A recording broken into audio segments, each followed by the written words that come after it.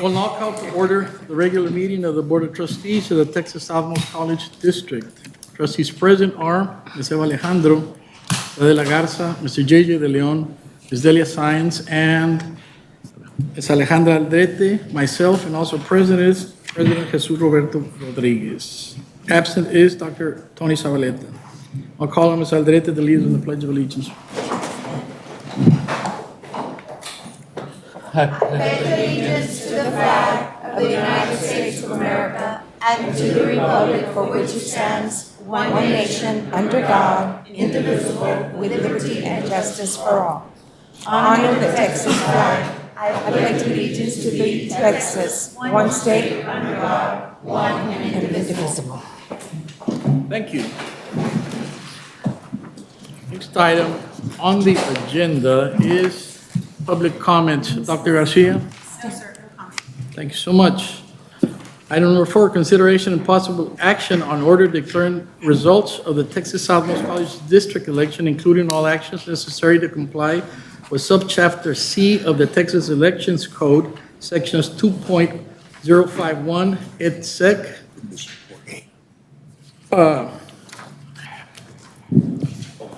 Motion by board member.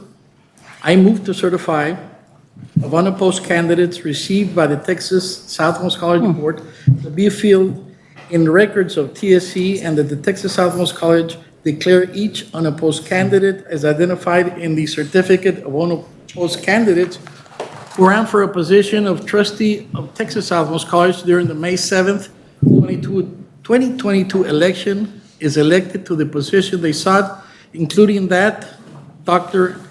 Anthony Tony Zavaleta is declared elected to place 3, Delia Sáenz is declared to place 4, and Ruben Herrera is elected to place 5.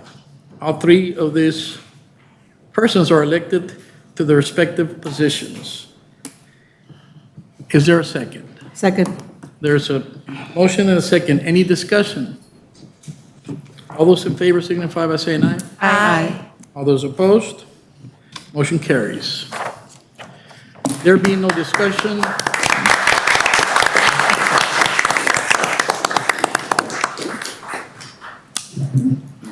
I ask Dr. Stella Garcia Cost to be executed a certificate.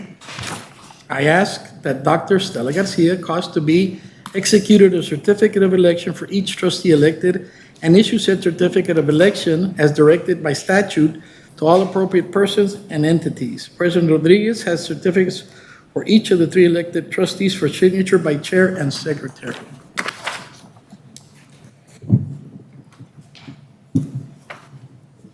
It's for signatures to make official.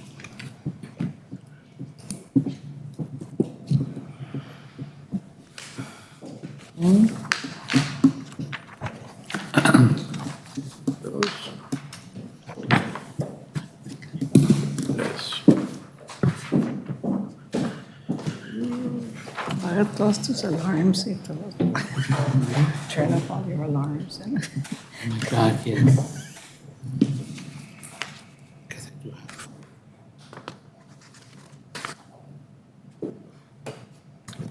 Yeah. So they're signed. Would someone call Dr. Zavaleta and his team? So he can, it is official, so he can take his oath. I'm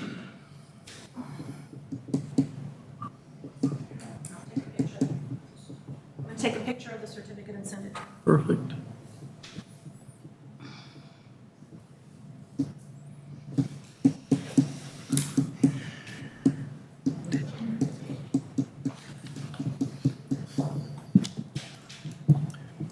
I am as nervous today as the day I came in.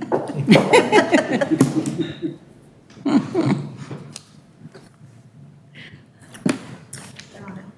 Huh? Okay. Now each trustee elected will be administered the appropriate oath by an authorized person of his or her choice. Dr. Zavaleta will be administered the appropriate oath of office at an off-site location. So, follow me and let us, Yeah. to you. Delia goes first. We were wondering who was going to swear you in. Pareces chiquita.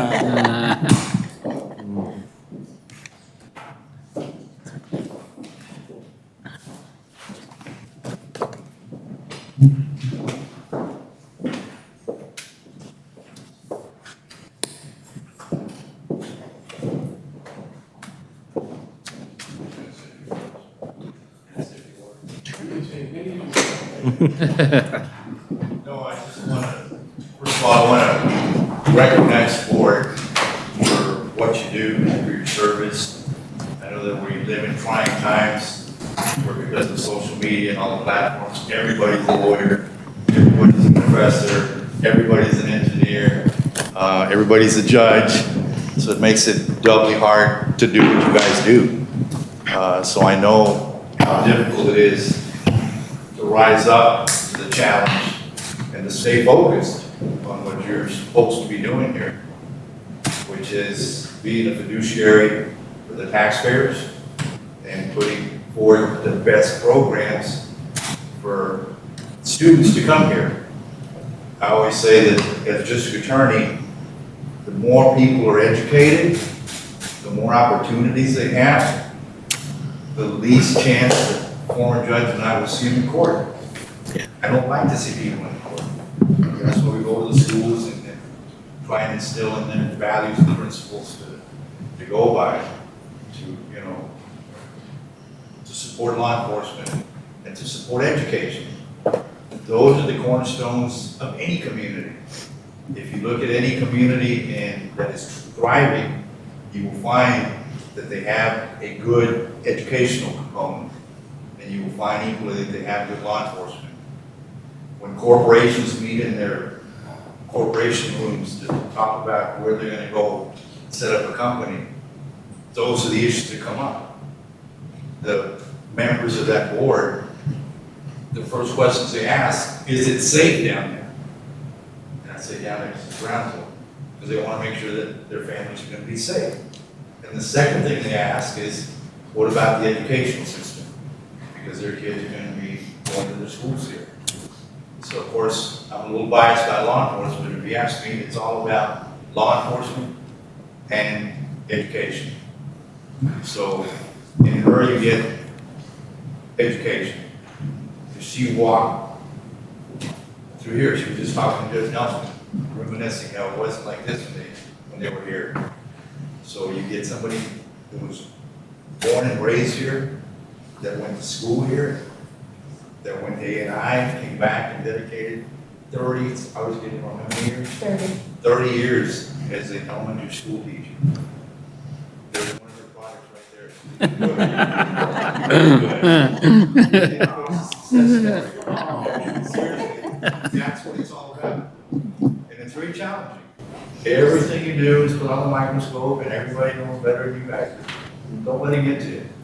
Just keep looking forward, stay focused on what you're going to do, what you have to do, and what the trustees and what the public is expecting. So I want to recognize your work, but I also want to recognize those people that when you sit here and you look good, it's because you have this staff behind you. You're only as good as the people you surround yourself with. And these are the folks that make you look good.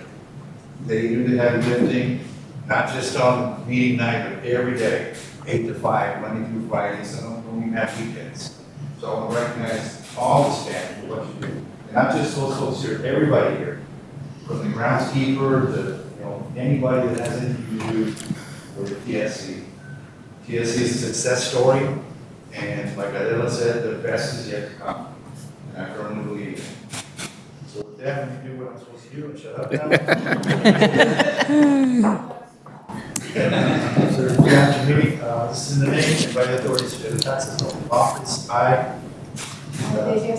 do solemnly swear that I will faithfully execute the duties of the office of Texas Southwest College District, Place 4, of the state of Texas, and will to the best of my ability preserve, preserve, protect, protect, and defend and defend the Constitution the Constitution and the laws of the United States and the laws of the United States and of this state, and of this state. so help me God. So help me God.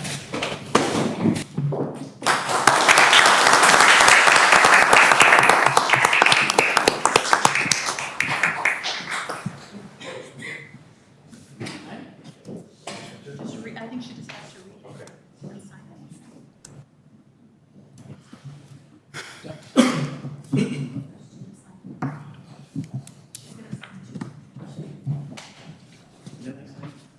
No, you don't have to.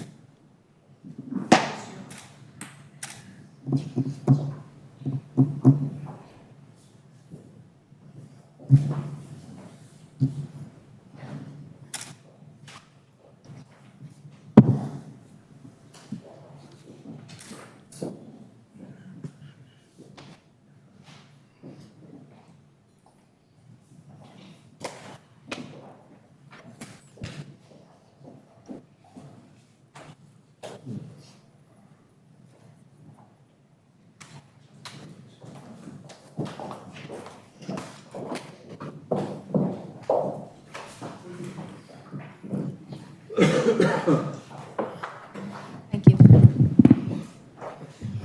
It's always hard to follow this guy when he speaks, but here I go. Good evening, everyone. I want to share a few thoughts with you today. First, it is my honor to serve on the Texas Southmost Board of Trustees.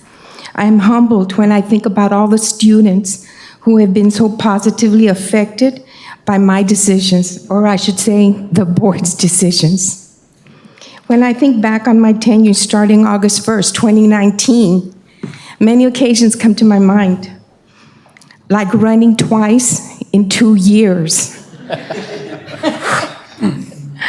I also have to mention SAC-COC awarding TSC the 10-year accreditation. What an accomplishment.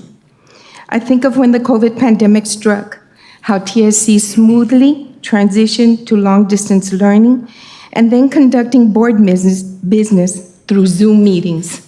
Who would have thought we were going to do that?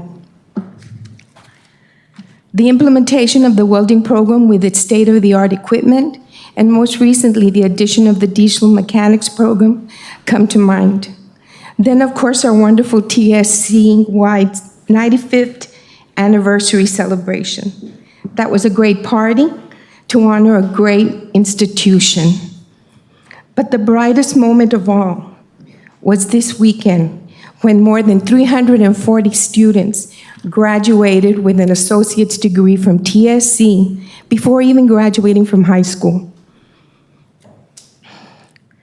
I'm just honored and thrilled to be here. I look forward to serving for the next 6 years as your TSC trustee, place 4. Thank you very much.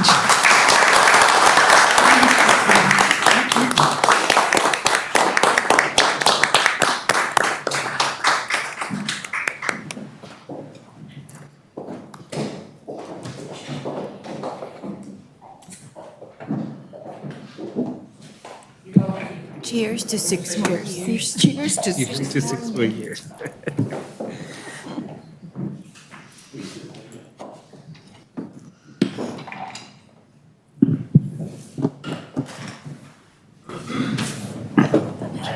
Talk to you like talking to the choir. The one thing I would like to say is, Ruben Rivera is probably more representative of this community than most people understand. Las familias viejas de Brunswick tienen raíces en ambos lados de la frontera. There was no such thing as an immigration stop. Families moved from one side to another, commented, and never worried about it. Ruben, nacido en Chicago, Guerrero. Criado en Matamoros, educado en Estados Unidos. Y refleja la comunidad, pero más que eso, da a cierto punto una definición de lo que viene. Una persona educada no es una persona que tiene título. Una persona educada como se define aquí en la frontera, en la cultura mexicana, es una persona que sabe dar respeto a todos. Sin embargo, ¿cuál posición en vida tiene? Desde andarme a la persona que está sacando la basura, los cocineros, los profesores, todos. Person who is educated in Mexico on the border, someone who knows how to respect everyone, no matter what state of life they may have. Y lo refleja. Lo malo es que también refleja lo que es un border boy. Que tiene manera de ir y educarse en muchos niveles, tanto como en la calle como en el colegio. Y tiene una percepción muy única. A mí, ¿cuántos trustees de TSC fueron policías? Fueron banqueros aquí en Brandon. Luego fueron al colegio. Fueron jueces administrativos en la salud mental. No hay mucha gente que lleva eso, que fue drug capture, licensed drug around the drug court, the drug treatment court here in Brown for over 10 years. And he operated within that court as a very valuable member. He contributes a lot to this perception. Now, when he goes on the street, you gotta watch out what he's saying, but he's a very valuable member of the community. It really is.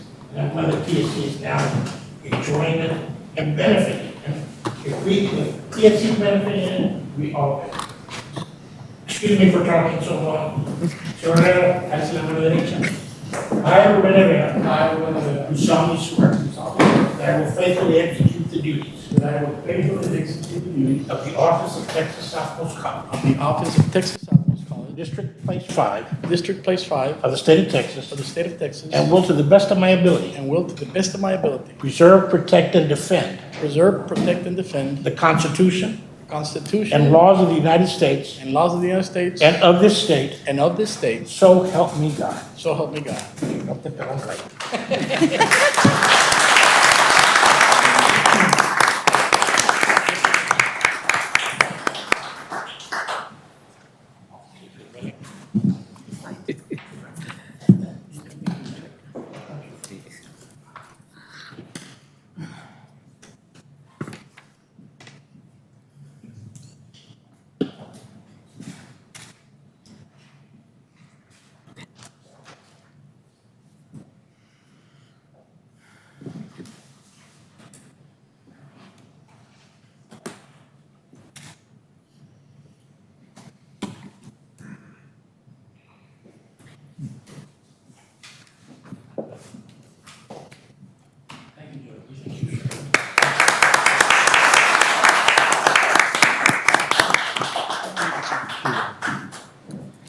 I want to thank Judge Arturo Nelson. I want to thank District Attorney Luis Saenz, both my friends, personal friends, and mentors. First day walking into the Cameron County Courthouse, newly licensed attorney, I see Luis walk in the hall. I said, "What are you doing?" I'm an attorney, first day. He said, "Good, you're in trial." So the first day, as an attorney, I tried a case as a second chair. Didn't know what I was doing, but I was with him on a murder case. So that's the first day. Judge Nelson, a sweetheart, friend of mine, a nice judge, a fair judge, and I am his squatter in his office. So thank you both, Luis. Thank you, Judge Nelson. Thank you for being part of TSC. Thank you for coming, and thank you for caring. Now to the staff and the board, I want to thank you for the time that I was chair. I enjoyed it. It was fun. Now it's time to move on, and let's get to work. Thank you.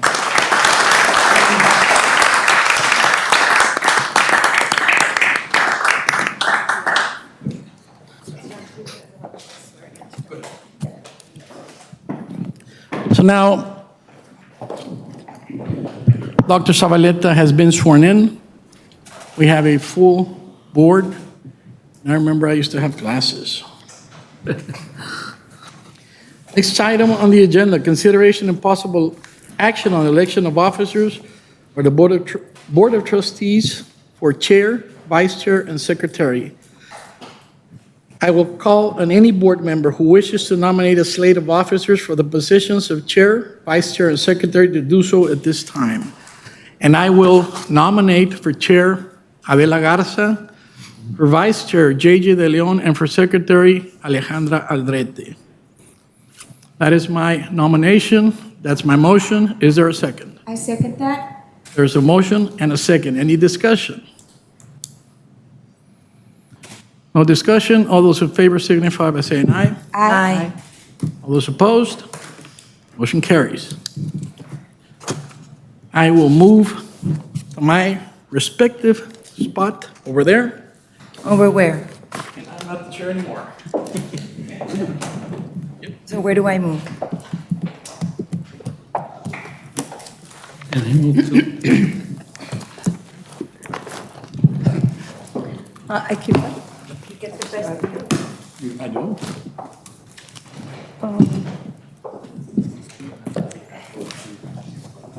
Where does JJ go? Oh, JJ comes in.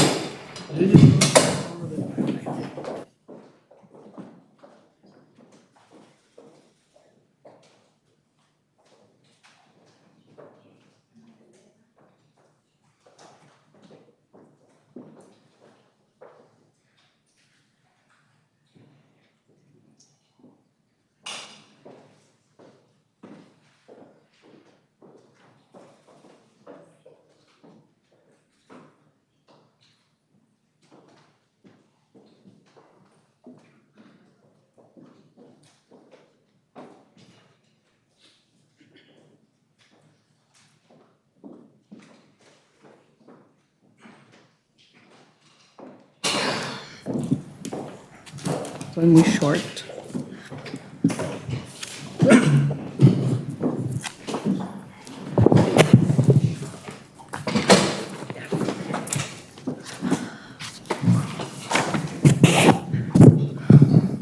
I want to thank my peers for trusting me to be chair again. Mr. Herrera, thank you very much for serving as chair. You did a great job. We work together. I keep saying we are a united board, and I try very hard for us to be a united board. And it reflects, the unity reflects in the actions we take and what happens in the college. The president is a great leader, but he's a great leader because he's got a great board and great administration. And I am very, very proud of the team that we all make. Thank you, Mr. Herrera.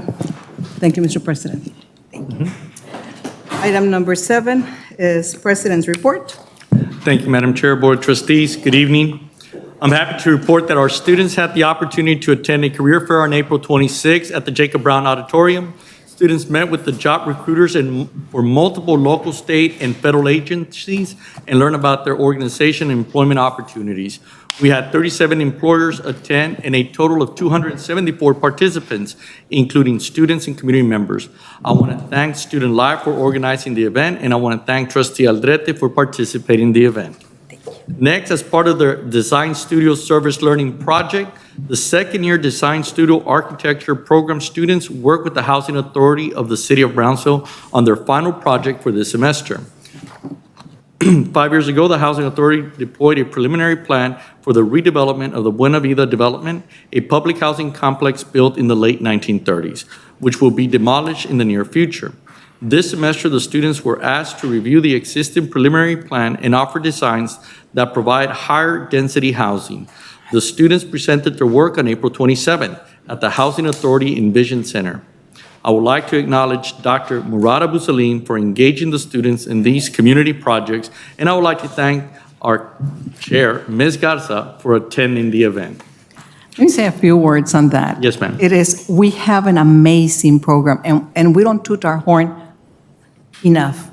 Dr. Abu Salim was there, and I was oblivious to what's happening, as we all are. When I saw what his students, our students are doing, it is amazing. And I'm going to challenge Dr. Abu Salim to come and share with us, and maybe not today because we have a long agenda, but next board meeting, I want you to come and tell us what we're doing because it is amazing and we need to know. Thank you. Now, the graduation fair for the spring semester was held at the Oliveira second floor. During the fair, graduating students received their commencement invitations, TSC graduation shirts, caps and gowns, and yard signs to proudly display their status as TSC graduates. Graduates also received college information from 6 universities in attendance. Also on April 28th, our Workforce Training and Continuing Education Department held the Brownsville ISD CNA graduation and pinning ceremony. 8 students from the BISD ACE program completed the program. These non-traditional students completed a 112-hour program along with a credential as a certified nursing assistant. Congratulations to the graduates and faculty and staff involved in the program. And thank you again to Chair Garza for joining us at the event and sharing your really kind words with our graduates. They were very moving, ma'am. Thank you. After attending the BISD CNA pinning ceremony, Chair Garza and myself, we walked over to the Fine Arts Gallery over at the iTech Center to enjoy the artwork that was completed by our second-year students. It was their capstone course art show. The public was invited to the show, and it remained open for family and friends to observe and enjoy the fine arts created by our students, which were they were also for sale. All right, we bought some. That was nice. Next, I'm happy to report on the Valley Symphony Orchestra show that were held on April 30th at the TSC Performing Arts Center. It was a stellar day. The Valley Symphony Orchestra presented Star Wars. We held a community matinee at no charge to local middle and high school students because of the board's generosity. So on behalf of our community and everyone here, thank you, board, for your continued support. Over 700 students gathered at the TSC PAC at 1 p.m. to get information from our programs, and afternoon show began at 2 p.m.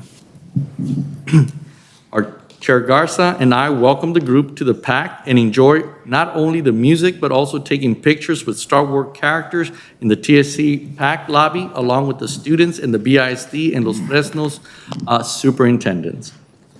A special thanks to the 21st Century team, Dr. Tipton, Dr. Fuentes, for getting the 21st Century students to the PAC.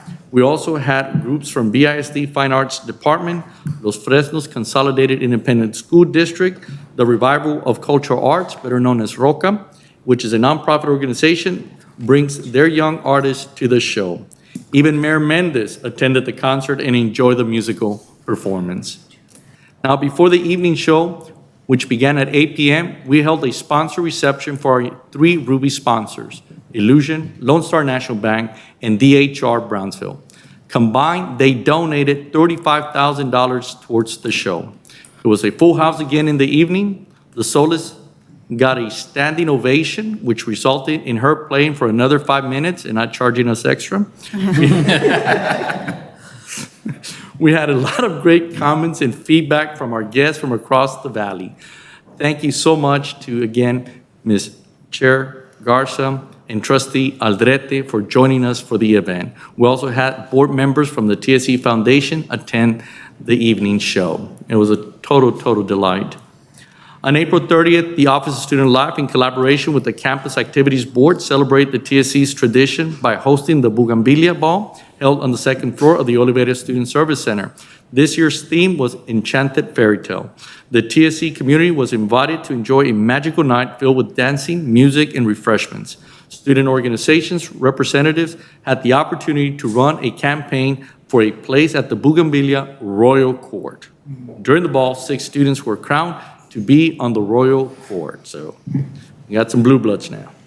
Now, next, the Office of Student Life, in collaboration with Walmart Boca Chica and our Student Government Association, held the final pop-up pantry of the semester on May 4th at the North and South Courtyard. Over 370 students were able to pick up a grocery bag, enjoy a fresh slice of pizza, and register for courses. The pop-up pantry was created as a retention initiative to promote and provide resources for TSC students. On May 5th, the Office of Student Life hosted the Spring Student Leadership Academy graduation at the TSC Performing Arts Center. Students who graduated from the Academy completed all requirements set forth by the Office of Student Life and were acknowledged as TSC Certified Student Leaders. 52 students were recognized for their hard work and leadership during this year's ceremony. Once again, we want to thank Trustee Aldrete for attending and helping us out in presenting the certificates to our graduates. Next, I would like to report that Representative Oscar Longoria, whose district was recently changed, will now be serving the southern and western portions of Cameron County, including parts of the northwest Brownsville, Los Indios, Primera, Olmitos, and southern San Benito. We had his staff visited with us on May 12th. We gave him an overview of the college and its 95-year history, followed by a review of our enrollment and graduation trends.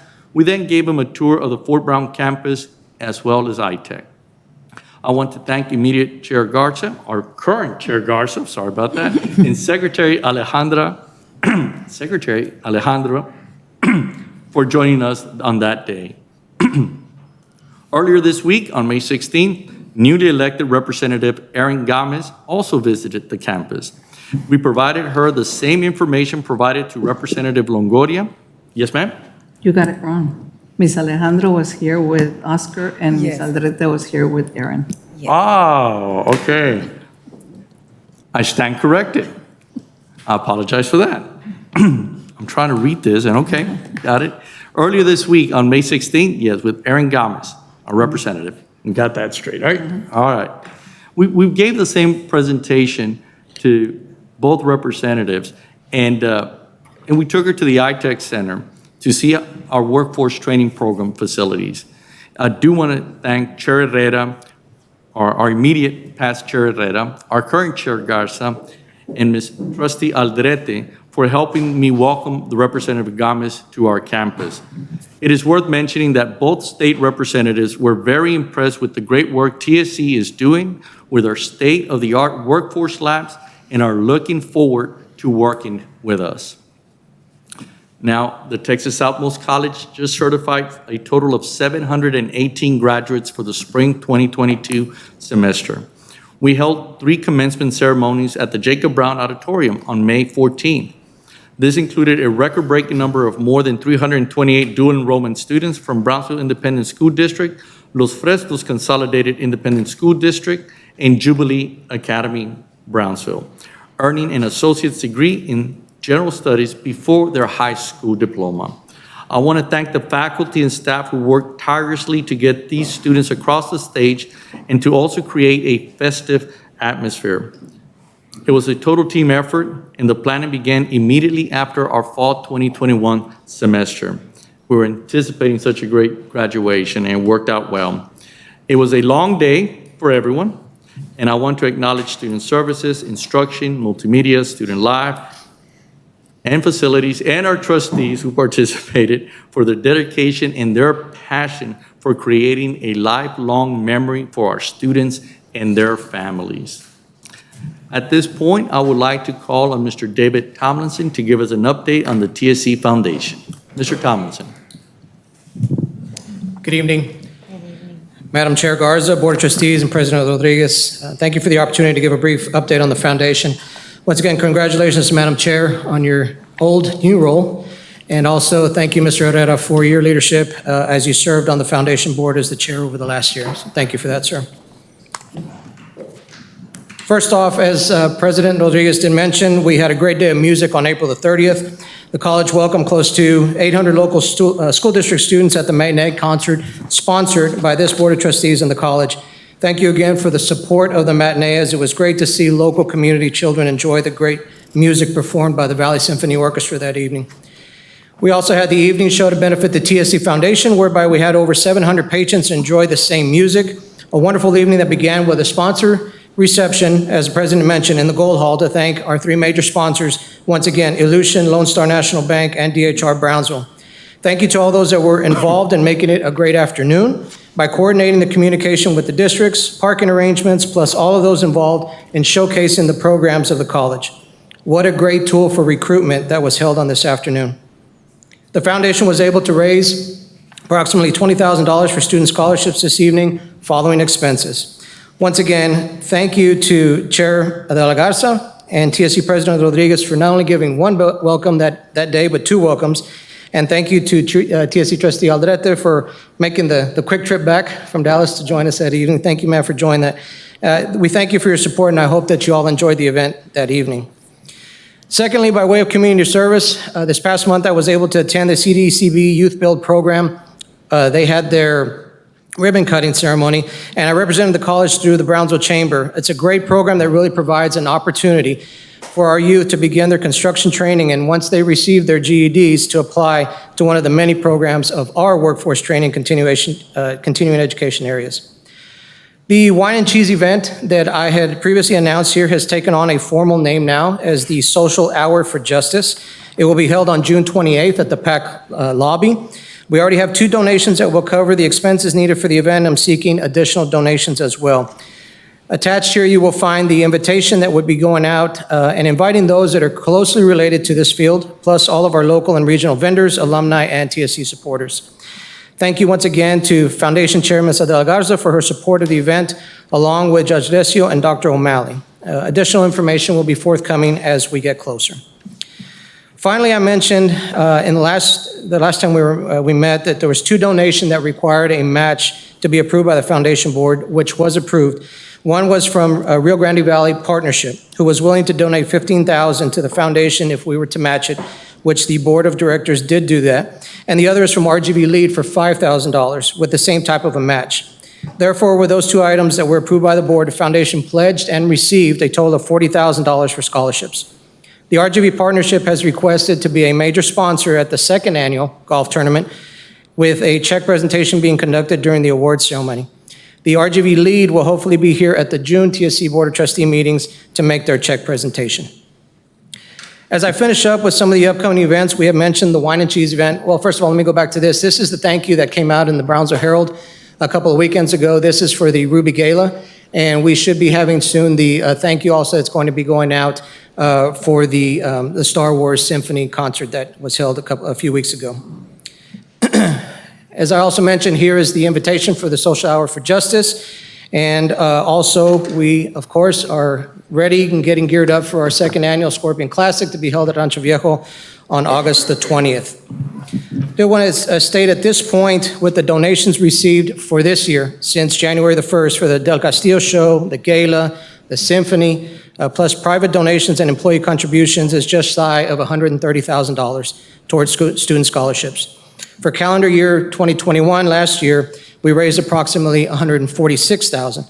So with 7 months to go and the golf tournament coming up in August, I'm confident that we are going to eclipse last year's numbers. I cannot thank enough this Board of Trustees, plus the TSC Foundation Board, and the TSC staff and administration for their support as we move the foundation forward. This has truly been a team effort, so I want to thank everyone for that. If there's any questions, otherwise, this is the end of my report. Thank you, ma'am. Thank you, Mr. Thompson. Thank you, Mr. Tomlinson. Finally, I'd like to share with you this month's video highlighting the activities that have occurred since we last met. Can you please start the video?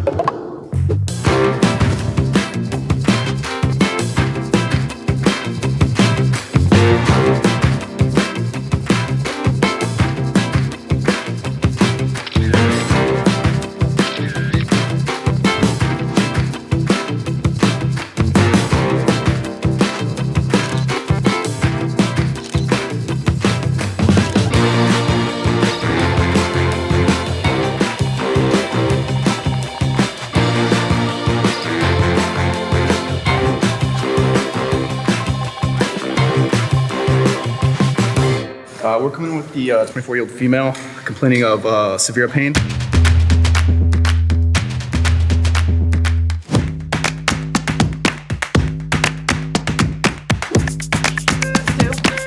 Let me know when you come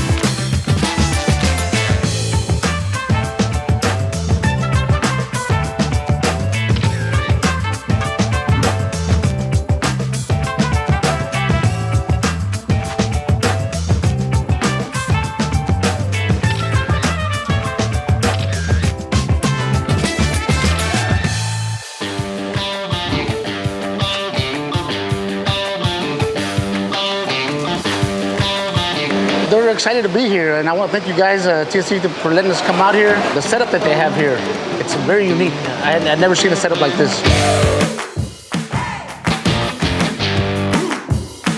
We're out here welding, you know, the competition. We're gonna get ready. We're gonna get first place, you know. It was really exciting. It's different than school because it's like a more professional surrounding, and I think that's really cool that I get to experience it.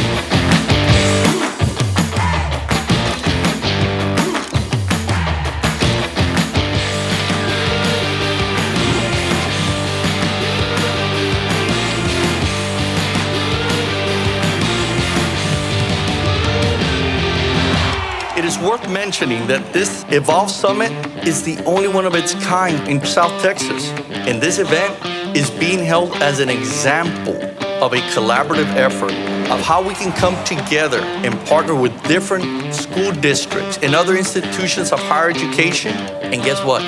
Develop the leaders of tomorrow.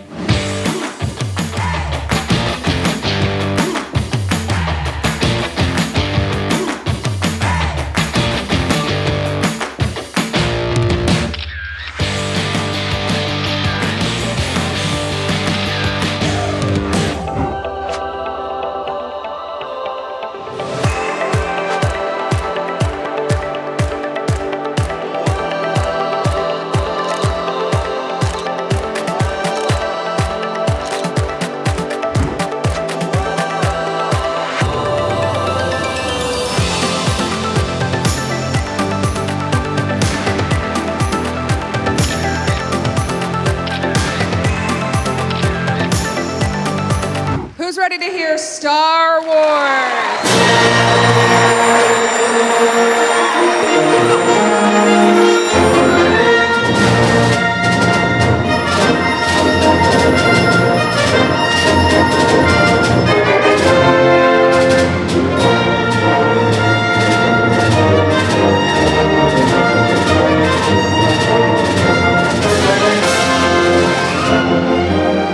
This is an invitation for you to visit our campus, to come to more concerts, to stay involved.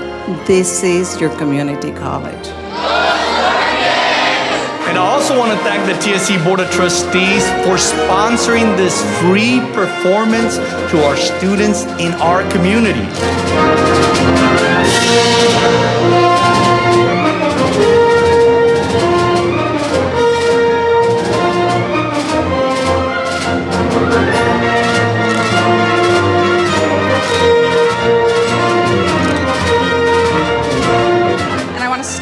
By wishing Texas Southmost College a very happy 95th anniversary.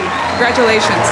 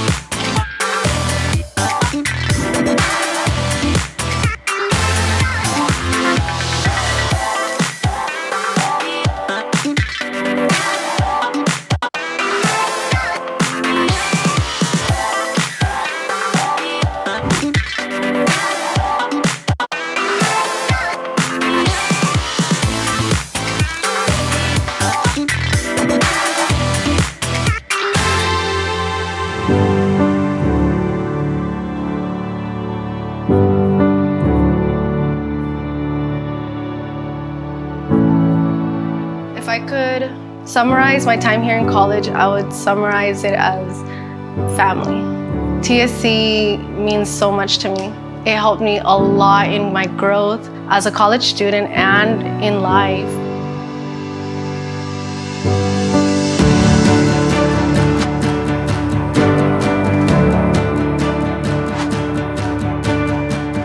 My family is coming from San Luis Potosí, which is 8 hours away from the border, and my mom and my dad, they're very proud of me. I am the first generation. They did not graduate. I feel like it's an amazing moment and an opportunity to graduate from TSC. Please know that we are so proud of you, of your dedication and the persistence it took to bring you to this moment.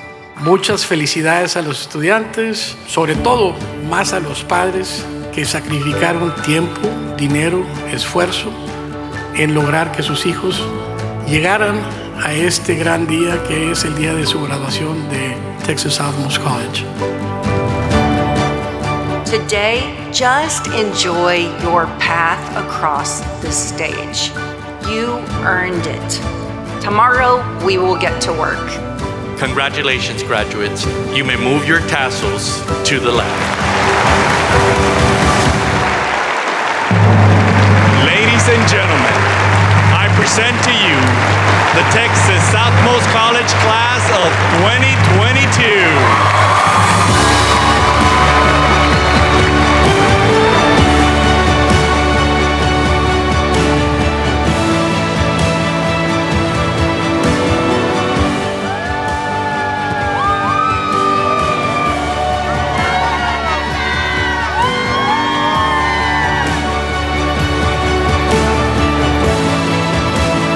My mom did so much for me and my sisters. She was my motivation. This was for her. If I graduated, she said she was gonna get me a barbecue pit, so we'll see what happens when we go home. I will. OMG.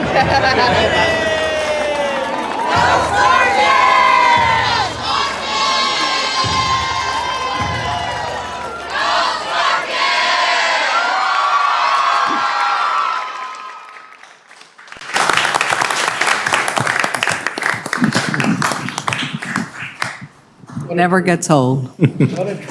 What can I tell you? The sun always shines on TSC, and I can't thank the Board of Trustees enough for their continued support to the staff and faculty as we continue to move forward and service our communities here in all Cameron and Willacy County. This concludes my report, Madam Chair. Thank you, Mr. President. Item number 8, consideration and possible action on the minutes of the following meetings. Regular meeting, April 21st, 2022. So moved. I have a motion by Mr. Herrera, Second. second by Mr. De Leon. All those in favor? Aye. Aye. Oppose? Motion carries. Let me pass one around. Let me pass around one of these. Oh, I didn't know which one I meant to do. Just explain. Item number 8, approval of the minutes of the regular meeting. Oh, that we did that. Okay. Number 9. Item number 9, Criminal Justice Institute report, and I'll call on Dr. Rodriguez. Thank you, Give the Madam Chair. Board of Trustees, just want to give you a quick snapshot of what we discussed our last meeting and where we're at right now. Before you, the TSC BPOC pass rate that we've had since 2017 to 9. It's a two-pronged scenario here. One is the percentage pass in the first attempt. That is the threshold of a program to be compliant with T-code, which is 80% or higher passing on the first attempt. The other things are service to our community when you look at the percentage pass rate after 3 attempts. So even though after 3 attempts our students are graduating and are being hired at a 95 or 90% rate, is a success rate. However, T-code does not grade us on that. They grade us on the percentage pass on the first attempt. As you can see in 2021, we did not meet that threshold. And we're anticipating our second strike for 21-22, also not passing the 80% rate. Our goal is to avoid that third strike. Why? Because if we do receive that third strike, we will be placed on at-risk probationary status, and we will need to contact the commission and give them an action plan within 30 days. However, if we do, and when we do pass and avoid the third strike, that will do a reset for our program, and it will be a fresh start. Now, students who graduate must pass within 6 months of graduation and after a total of 3 events. We have a current cohort that is graduating this June. Our goal is to test all of these graduates before August 31st. The grading for TCOL is from September 1st to August 31st. We're hoping that we have a higher success rate and we see some areas of improvements. The other thing I do want to share with you is when we talked about the exam and the changes that happened to the exam used to be 643 hours. It has changed to 696 hours, a change of 53 hours that we lost that was being used for remediation during class. That was a key component. Now, the actions that have been taken since our last meeting, we have hired an adjunct instructor to provide the necessary tutoring to our students after class. Now, the advisory board has already met last week and will be reconvened next week to address the entrance requirements for the program for the next cohort that starts in July. And I will keep the board abreast as we continue to move forward in changing the entrance requirements for the next cohort, and we're hoping to pass our exams next year and avoid that third strike. Dr. Rodriguez, how many students are in the June cohort that are supposed to test in August or by August? Do we know that number? 18. So our goal, the reason that we would like to test them, even if we have a 100% pass rate with this cohort of June, because this cohort of 2021 that graduated in December, they have from January of this year to June of this year to test. If you look at it, 35% did not pass. We're at 59% rate. So are they going to retest? Those will retest. They have a second and third try, but they already been measured. We're below the threshold. This cohort of students are graduate in June. Even if we get 100% passing rate, is mathematically we're not going to be able to hit 80%. So our goal is to test the cohort of June before August 31st, which allows us to be graded on a new cohort that starts in July. The grading starts from September 1st to August 31st. And that would be a clean slate if we pass? Yes, sir. So I appreciate you giving us this information, but is the professor for this here? Yes, sir. She's here. I want to mention I got a phone call, and there was an opportunity for a work agreement between two entities. Yes, sir. They offered her that out of the kindness of their heart, because they knew where their program stands and looks right now. She didn't take that opportunity. She actually threw it back at them, that if they wanted to offer that kind of assistance, that they would need to initiate the opportunity instead of TSC offering that opportunity, to ask them to help us, since we're in this problem. So I want to know if she said that, or is she aware of, what opportunities they're offering TSC, and maybe they can help us improve at this. Okay. Trustee Allen, what I can share with you is we have a follow-up meeting with the advisory board next week. Okay. And I'll be attending that meeting, and I'll embrace any opportunity that the community brings to our attention that we can better select, better prepare our students for Absolutely, success. yes. Okay. Yes, sir. Thank you, Dr. Rodriguez, for that. You're welcome. I appreciate it. I don't have anything else. That concludes my report, ma'am. Thank you, sir. Item number 10, Student Services, and I'll call on Secretary Aldrete. Hi, how nice. The Student Services Committee met via Zoom on Monday, May 9th, 2022. Present were Chair Herrera, President Rodriguez, myself, members of the TSC admin, and College Legal Counsel. The committee discussed the following item. 10A, presentation of Evolve Latinx Leadership Experience. I call on Dr. Luis Villarreal. I'm not a doctor. Thank you for that. I'm not a doctor. I play one on TV. Madam Chair, welcome back. Trustees, Dr. Rodriguez, past chair. Thank you for the opportunity to present this information-only item. You saw some of this during the President's report as part of the video presentation, the excellent video presentation done by Multimedia.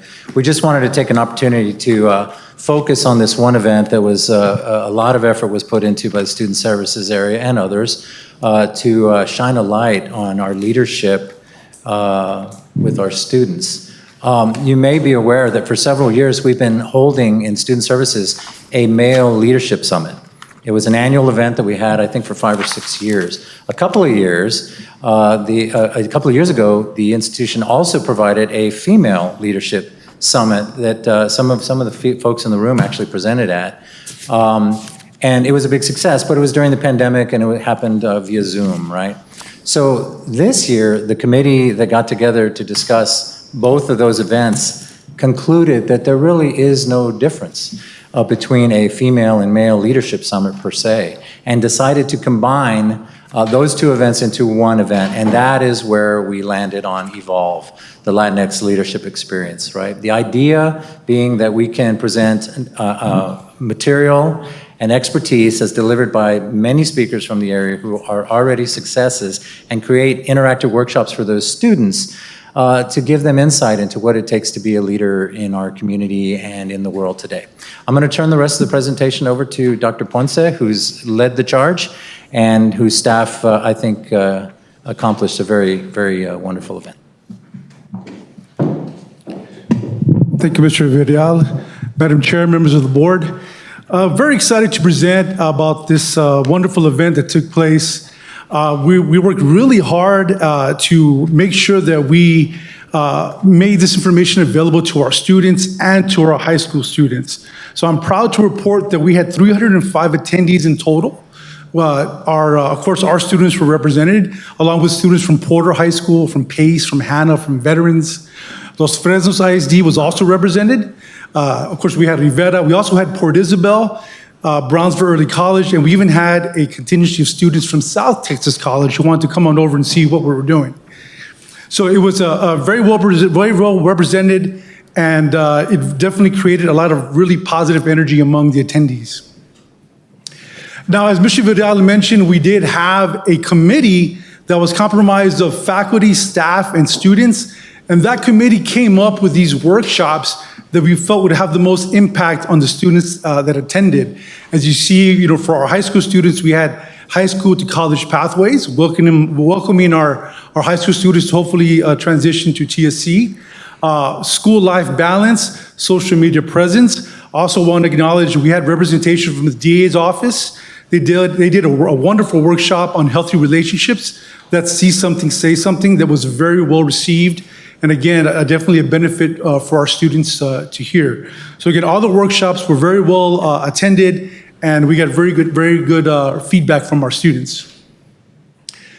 We had the pleasure of having some amazing keynote speakers. We had Deputy City Manager and Executive Director of GBEC, Helen Ramirez, who was the morning keynote speaker.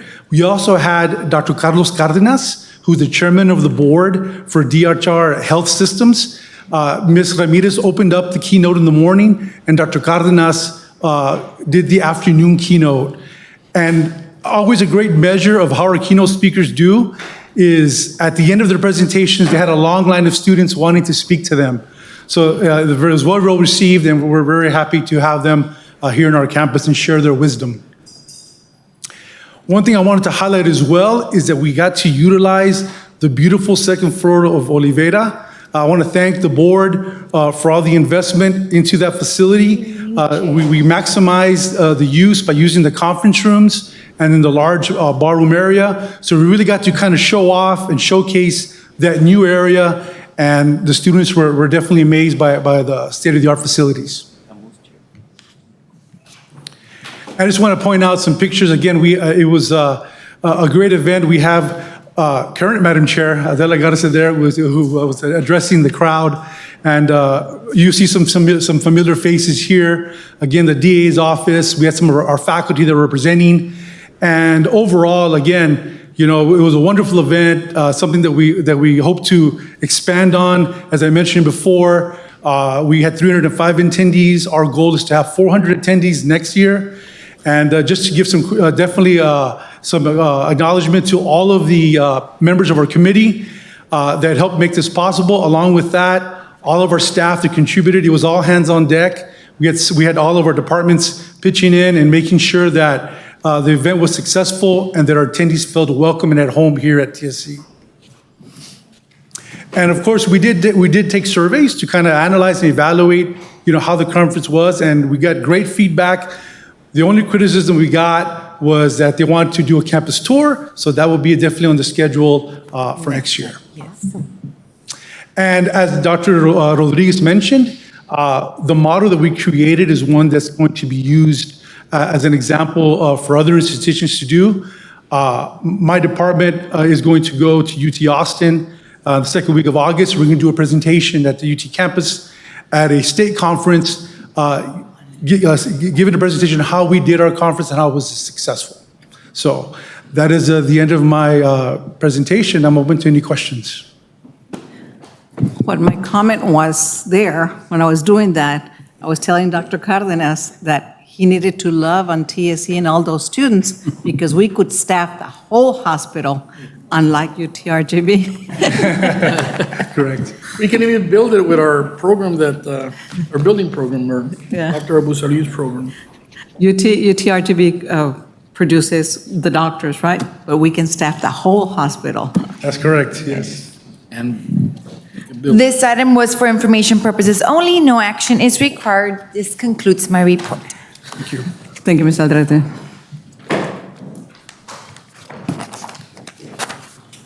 And I'm going to call on Ms. Eva Alejandro to present the Finance Committee. The Finance Committee met on Wednesday, May 11th, 2022. Present were President Rodriguez, myself, and Madam Chair Adela Garza, and of course, legal counsel. The committee discussed the following items. 11A, consideration and possible action on award RFP 22-29 for investment advisory services. Dr. Figueroa and Mr. Pesero.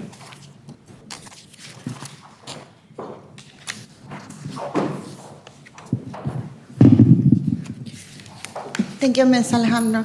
Madam Chair, members of the board, President Rodriguez, before you have the results of RFP 2229 for investment advisory services. Just like any other RFP, we started this process in February, and we're here today to present to you a proposal on what came out of that RFP. The scope of services is provided to manage, advise, and recommend investment funds for the college. They're the company that helps us manage and ensure that we follow the Public Funds Investment Act in our investments. The RFP review committee included Dr. Brian McCormick, Mr. Carlos Pesero, and Ms. Cristal Estrada. The pricing and scoring tabulation is here before you. We had 3 respondents to this RFP with Meter Investment Management out of Austin, Texas, received the higher score, and it's proposed by administration to you. The review criteria is the same review criteria we use in every one of our RFPs. If selected this firm, the fees paid to the firm will be coming from the investment income that is generated by the college's funds. Are there any questions? Dr. Villa, is this the first time we do business with them? With this firm, yes, sir. Our incumbent is Valley View Consulting, which was another one of the respondents. Thank you. I move to award RFP 22-29 for investment advisory services to Meter Investment Management and authorize President Rodriguez to execute the contract as presented. I second the motion. I have a motion, Ms. Alejandro, second by Mr. Herrera. Any more questions? All those in favor? Aye. Motion carries. 11B, consideration and possible action on approval for auditing services annual contract through RFQ 19-06 fiscal year 22-23. Dr. Figueroa? Yes, ma'am. Thank you, Ms. Alejandro, Madam Chair, members of the board, President Rodriguez. This is RFQ 1906. It's for auditing service. It was originally brought to the board as a new RFQ in May of 2019, and this it's proposed the third available renewal for this RFP. The auditing services, they do our auditing every year of our financial statements.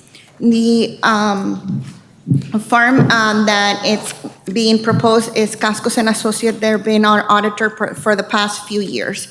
One of the things we always request as a college from our auditing firm is that there's a new lead auditor every year. So here you have a spreadsheet with the names and the years of each audit, who's been the lead of that.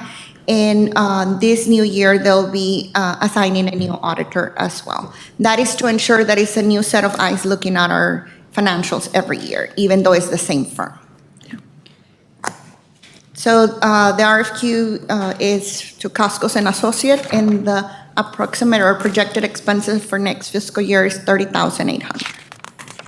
I move to approve annual contract renewal for auditing services with Cascos and Associates, PC through RFQ 19-06 for fiscal year 22-23. I second the motion. Motion by Ms. Alejandro, second by Mr. Herrera. Any discussion? All those in favor signify by saying aye. Aye. Motion carries.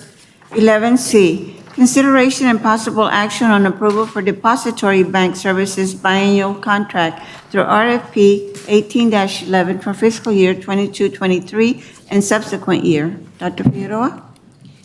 Thank you, ma'am. This is another continuation of services through RFP 1811 for bank depository.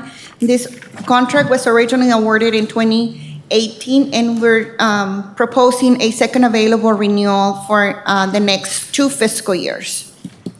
The bank depository service is the main college's bank from which they safekeep our money. They have to produce our collateral, and we do all the day-to-day transactions to that bank. The bank that won that RFP was Lone Star National Bank, and again, we're proposing to continue the relationship for the next 2 fiscal years. I move to approve annual contract renewal for depository bank services with Lone Star National Bank through RFP 18-11 for fiscal year 22-23 and subsequent year. I second. I have a motion by Ms. Alejandro, second by, I don't know who won. JJ. Mr. De Leon. All those in favor? Aye. 11D, consideration and possible action on approval for campus vending machine services annual contract through RFP 21-03 for fiscal year 22-23. Dr. Figueroa? And Yes. Ms. Saldívar. Yes, ma'am. This is RFP 2103. It originally came to the board in January 2021 for the snack vending machines. We have the first proposed renewal of this RFP for fiscal year 22-23. Why don't I have that? No, That's go not back. it. Where's the contract? Last year, remember, I read it through. Where's the contract for these vending machines? I can provide you a copy of the contract, ma'am. I would like a copy before voting. Okay. Is that possible? Because last year, it was in my packet. And this year it's not. The last year it was in the. Is it staying the same? Yes. And are they checking that they don't have expired Products. snacks? Yes, ma'am. Because I know this company also works with in other places and there's expired food. So that needs to be checked. Yes, ma'am. Thank you. We can move on. You can move on? Yes. We can table it. If you. No, that's fine, we'll move on. I move to approve annual contract renewal for campus vending machine services with Central Vending Services through RFP 21-03 for fiscal year 22-23. Motion by Mrs. Alejandro, second by Ms. Delia Science. Any more discussion? All those in favor? Aye. Aye. Motion carries. 11E, consideration and possible action on approval for promotional items and printing solutions annual purchases through RFP 21-10 for fiscal year 22-23. Dr. Figueroa? Yes, ma'am, thank you. This is another continuation of services through RFP 2110, and we're proposing the first available renewal for next fiscal year. They provide promotional items that we use throughout the year for the college and the store. We have 5 different vendors that responded to that RFP and that we do business with, including for imprint, copy craft printers, Elite Promotions, Jan Hall Promotions, and World of Promotions. The projected expenses for next fiscal year are on the screen. For imprint, $30,000, Copycraft, $12,000, Elite Promotions, $20,000, Jan Hall Promotions, $98,000, and World of Promotions, $5,000. I move to approve annual purchases for promotional items and printing solutions with 4iPrint, Copycraft Printers Incorporated, DBA Slate Group, Elite Promotions, Jan Hall Promotions, and World Promotions through RFP 21-10 for fiscal year 22-23. Second. A motion by Ms. Alejandro, second by Mr. De Leon. All those in favor? Aye. Against? Motion carries.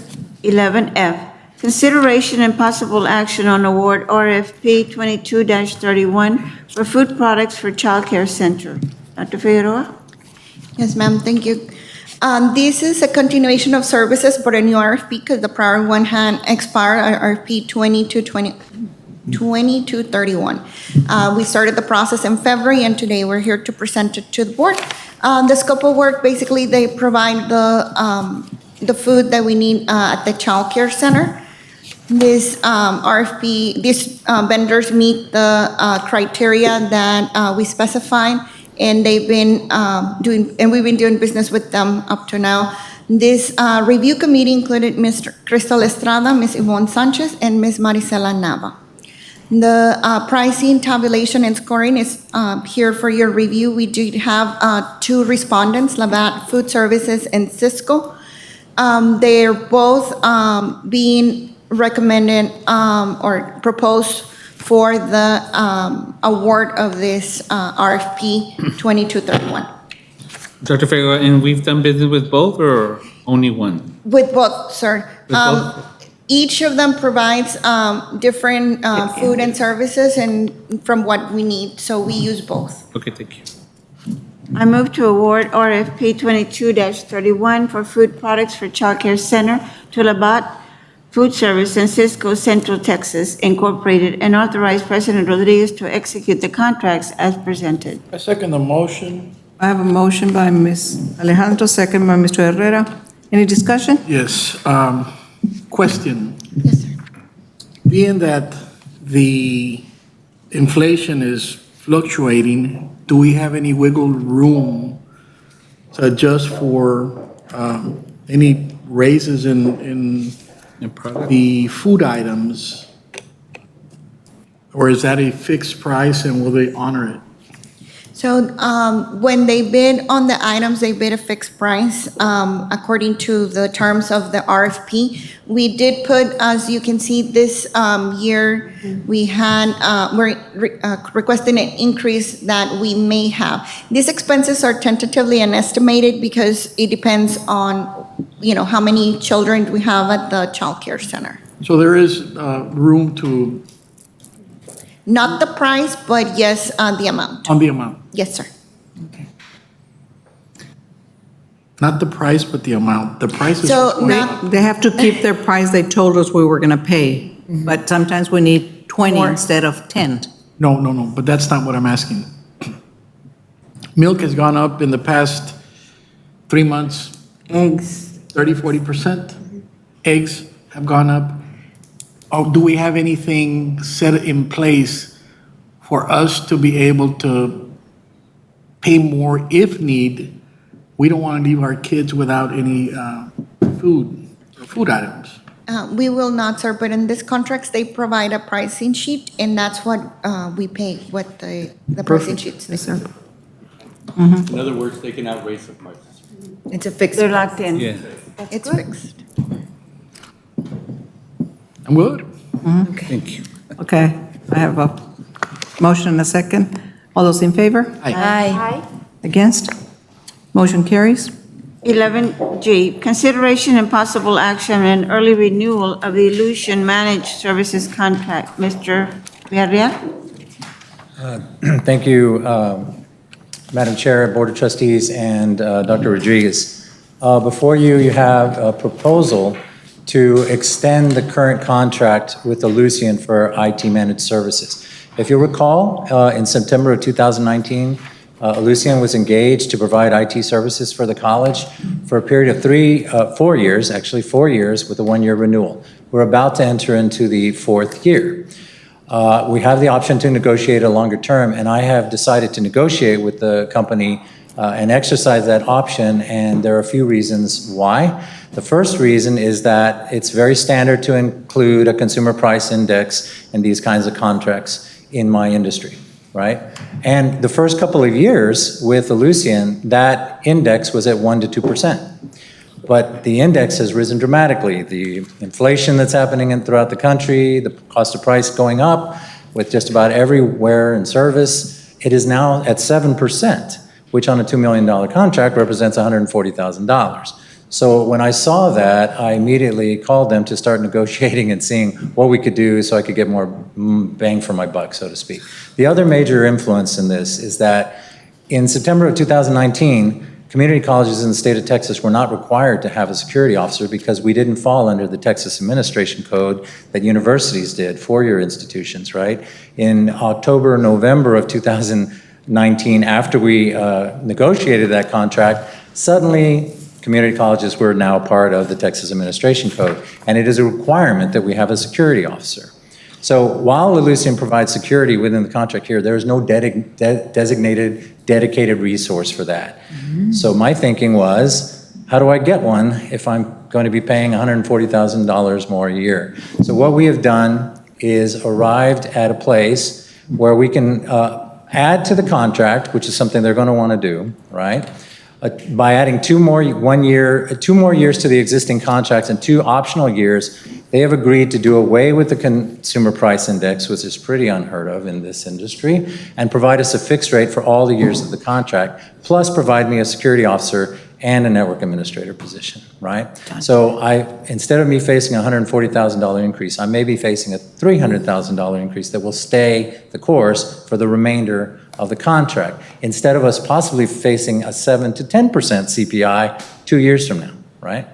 So why an addendum? Again, I believe the performance and execution with Illusion is pretty high. They fit our culture very well. We have a lot of projects going on and initiatives, and I really want to create some stability for that staff. As so happens, my CIO got recruited today by a competing organization, won't say who. The CPI index is trending upwards. We have to have a CISO, a CISO. As you'll see in a minute, this is actually financially positive for TSC, and frankly, the landscape hasn't changed. If we go to RFP in another year, we're going to see the same 3 or 4 companies come up here, and I believe the results will be very much the same. That may not be the case 3 to 5 years from now. So here's where we are. We started off with basically a $2 million contract. We had a 1 or 2% increase the first 2 years. As you can see, we got up to $2,071,000 this year, but with the 7% increase, we see the jump to 2.2 next year. If that were to continue, we're at 2.373, 2.54, and that might be conservative.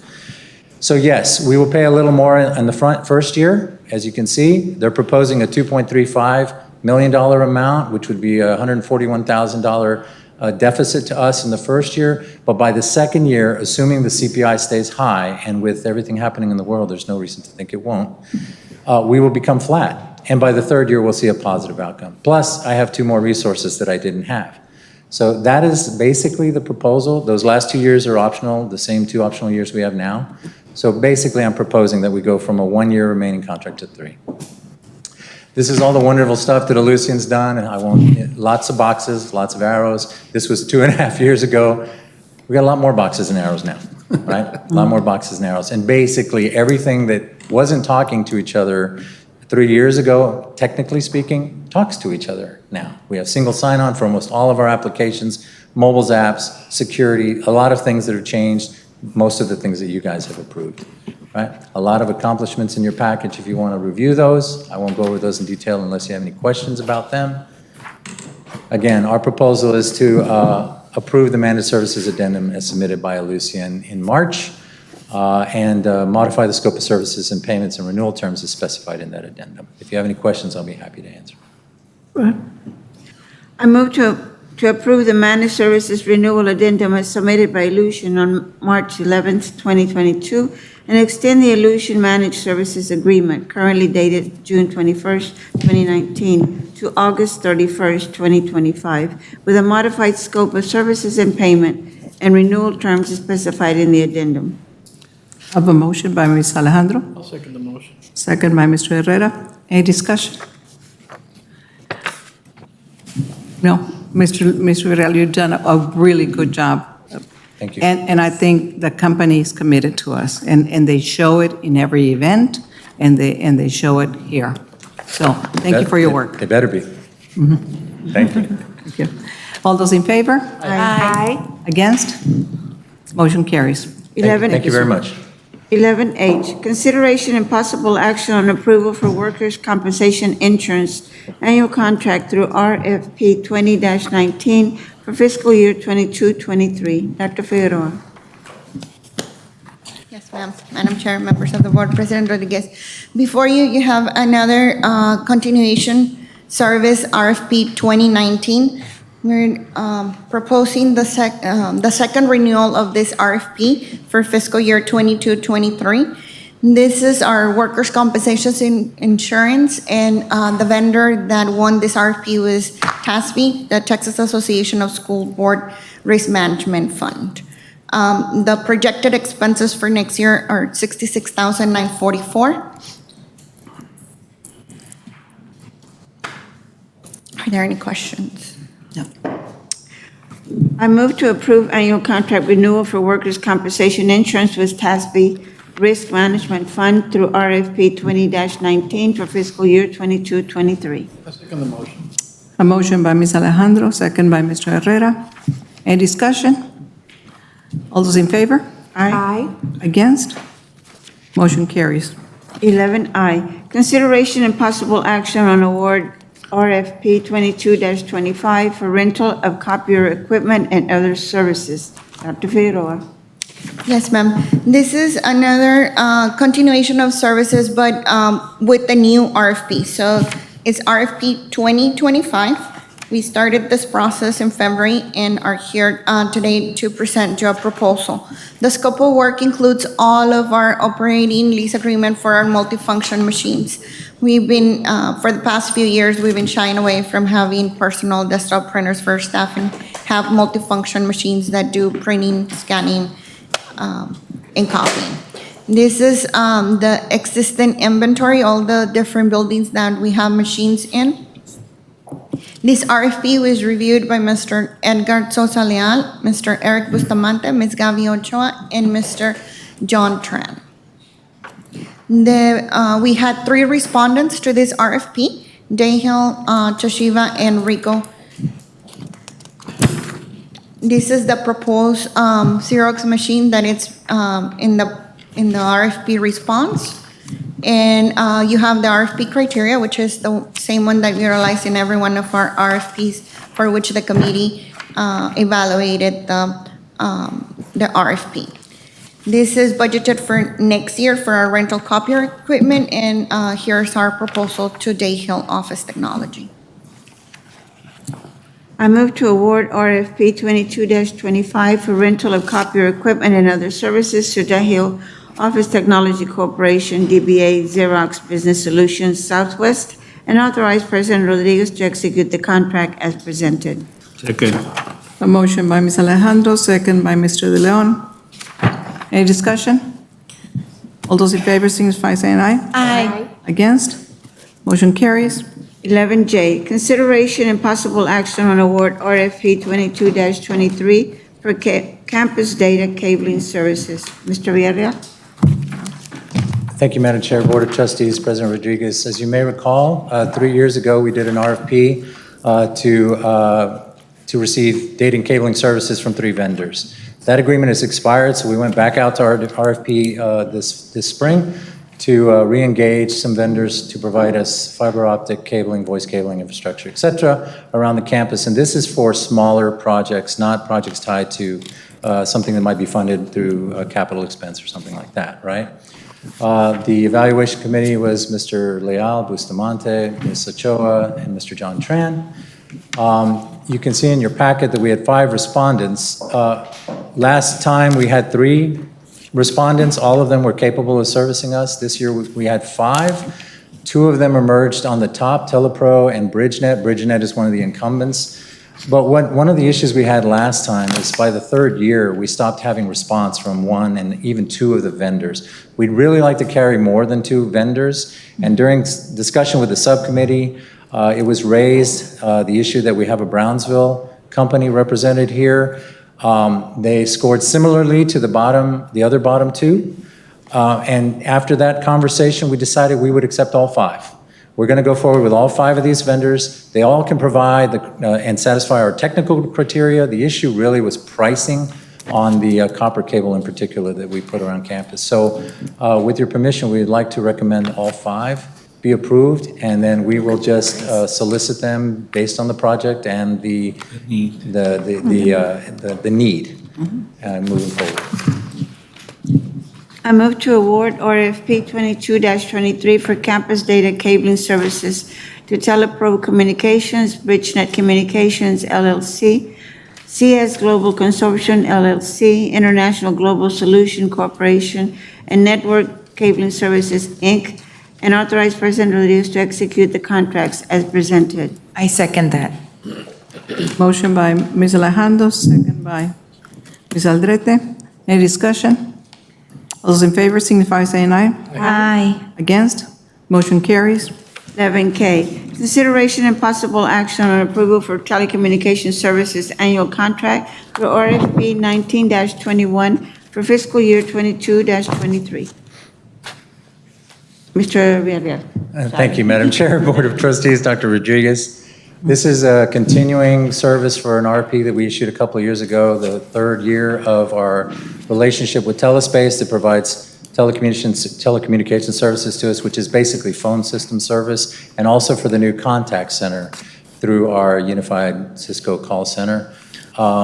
It's just a continuation of the agreement. We are anticipating an increase in the expenses based on the number of licenses that we're probably going to have to purchase because our contact center has been such a hit. We think we're going to expand it to some other departments. I move to approve annual contract renewal for telecommunication services with Telespace LLC through RFP 19-21 for fiscal year 22-23. Second. I have a motion by Ms. Alejandro, second by Mr. Herrera. Any discussion? All those in favor signify by saying aye. Aye. Against? Motion carries. 11L, consideration and possible action on approval for Adobe licenses annual purchases for fiscal year 22-23. Mr. Villarreal. Thank you, Madam Chair, Board of Trustees, Dr. Rodriguez. Again, this is a continuation of an existing agreement through the DIR with JourneyEd.com that provides our Adobe software licenses and also our Adobe signature licenses. The encumbrances have not been determined yet because this actually renews in the summer, so that's why you have a placeholder of 100,000, but we estimate 69,000 in expense for next year going to JourneyEd.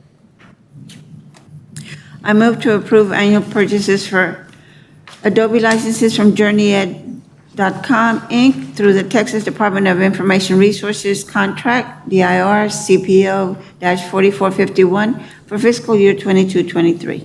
Second. I have a motion, Ms. Alejandro, second by Ms. Science. Discussion? All those in favor signify by saying aye. Aye. Against? Motion carries. 11M, consideration and possible action on approval for Microsoft software annual contract for fiscal year 22-23. Mr. Villarreal. Thank you, Madam Chair, Board of Trustees, and Dr. Rodriguez. Again, this is another continuation of an agreement we have with Software House International, also known as SHI, for our Microsoft software suite. This includes everything we do in the cloud, Office 365, Excel, Outlook, etc. Again, the encumbrances are not determined because this renews in the summer. We do anticipate an increase in the number of licenses, again, because we're doing more and more remote for our instructional classes, and that means increased number of licenses, and we're projecting 169,000. I move to approve annual contract for Microsoft software with SHI Government Solutions through the Texas Department of Information Resources contract DIR-TSO-4092 for fiscal year 22-23. Second. A motion by Ms. Alejandro, second by Mr. De Leon. Any discussion? Question. Are these I have a question. licenses used by faculty, students, by Yeah, who? faculty, Everyone? staff, students, everyone. Everyone. Yeah, it's a campus agreement. Thank you. Good question. Thank you. All those in favor signify by saying aye. Aye. Against? Motion carries. 11N, consideration and possible action on approval for computer equipment annual purchases for fiscal year 22-23. Mr. Villarreal. Thank you, Madam Chair, Board of Trustees, Dr. Rodriguez. Again, this is a continuation of the existing agreement to purchase computers through Dell Marketing. As you can see, we encumbered 158,000 this year. We're projecting an increase to 295,000. Actually, this year's projection was for 500,000 plus, but we didn't spend all that money this year. Again, we were returning back to campus and so on. But the major reason why we haven't spent as much this year is because we can't get product. Dell is backlogged 6 to 9 months, and some of their parts inside the machines, there's a backlog. So quite frankly, we can't execute the orders this year, so they're going to spill over into next year. We're on a cycle now, so you'll start to see this amount come pretty much annually, something along these lines. We're projecting 295,000. I move to approve annual purchases for computer equipment from Dell Marketing, LP, through the Texas Department of Information Resources, DIR-TSO-3763 for fiscal year 22-23. I second. It's computer networking equipment. Computer. No, this should be computer Computer equipment. equipment. It's only computer equipment. Okay. I have a motion by Ms. Alejandro, A second by Second. Ms. Delia. second by, Science. any discussion? Yes. Me. I have a question. Mr. Villarreal. So this equipment is replacing old equipment or is adding new equipment to classrooms? Yeah, it's going offices? to What does it go replace some old and add some new equipment to classrooms, predominantly at iTech. We have a lot of older equipment at iTech, and quite frankly, hardware replacement sometimes is driven by software. Yes. And in this case, Windows 11 is coming, and we have Yes. some machines that will not be able to run Windows. Okay, so we're going to get rid of 11. those. Yeah, we're and going to then get rid of start those. adding new ones. Exactly. Okay, perfect. That's what I want to know. Thank you. We might still have some computers that were aging that, from the Tercero administration. Let it rest. I'm- Give it a rest. Ms. Alejandro? No comment. Did we vote? We voted on, okay. We didn't vote. Did we vote? Yeah, we did. Yes. No? Yeah, so we we have did. to, no, not yet. No, we have to vote We now. discussed, He we were discussed. discussing. Okay, I have a motion and a second discussion, okay. All those in favor? Aye. Against? Motion carries. 11O, consideration and possible action on approval for computer-networking equipment and software annual purchases for 22-23. Mr. Villarreal. Thank you, Madam Chair, Board of Trustees, and Dr. Rodriguez. Similarly to the last item, this is a renewal of an agreement that we purchased through Omnia with CDW. This is primarily for networking equipment, although we do occasionally get desktops and monitors with them on a case-by-case basis, but it's predominantly for networking equipment, and this is the same thing. We're expecting to spend a lot more money this year than we were able to spend because of a backlog on equipment. With the growth at iTech, possibly expansion to Harlingen, the mock courtroom, and so on, we're anticipating this will grow to about 150,000, could be less. I move to approve annual purchases for computer/networking equipment and software from CDW Government, Inc. through Omnia Contract R210401 for fiscal year 22-23. Second. A motion by Ms. Alejandro, second by Mr. De Leon. Discussion? All those in favor signify by saying aye. Aye. Against? Motion carries. 11P, consideration and possible action on approval for office supplies annual purchases for fiscal year 22 and 23. Dr. Figueroa? Thank you, ma'am. Madam Chair, members of the board, President Rodriguez, before you, you have another continuation contract through Omnia Co-op for Office Depot, and this is for office supplies for the college. Projected expenses for next fiscal year will be about $100,000. I move to approve annual purchases for office supplies from Office Depot through Omnia Contract R190303 for fiscal year 22-23. Second. A motion by Ms. Alejandro, second by Ms. Science. Any discussion? All those in favor signify by saying aye. Aye. 11Q, consideration and possible action on approval for billboard advertising services annual contract for fiscal year 22-23. Dr. Figueroa? Thank you, ma'am. Before you have the continuation contract service using sole source for Lamar, Texas. This is billboard advertising services. The projected expenses for next fiscal year, about $185,000. This is static billboards, vinyls, and digital billboards. I move to approve annual contract for billboard advertising services from Lamar, Texas Limited Partnership through sole source purchasing method for fiscal year 22-23. Second. I have a motion by Ms. Alejandro, second by Mr. De Leon. Any discussion?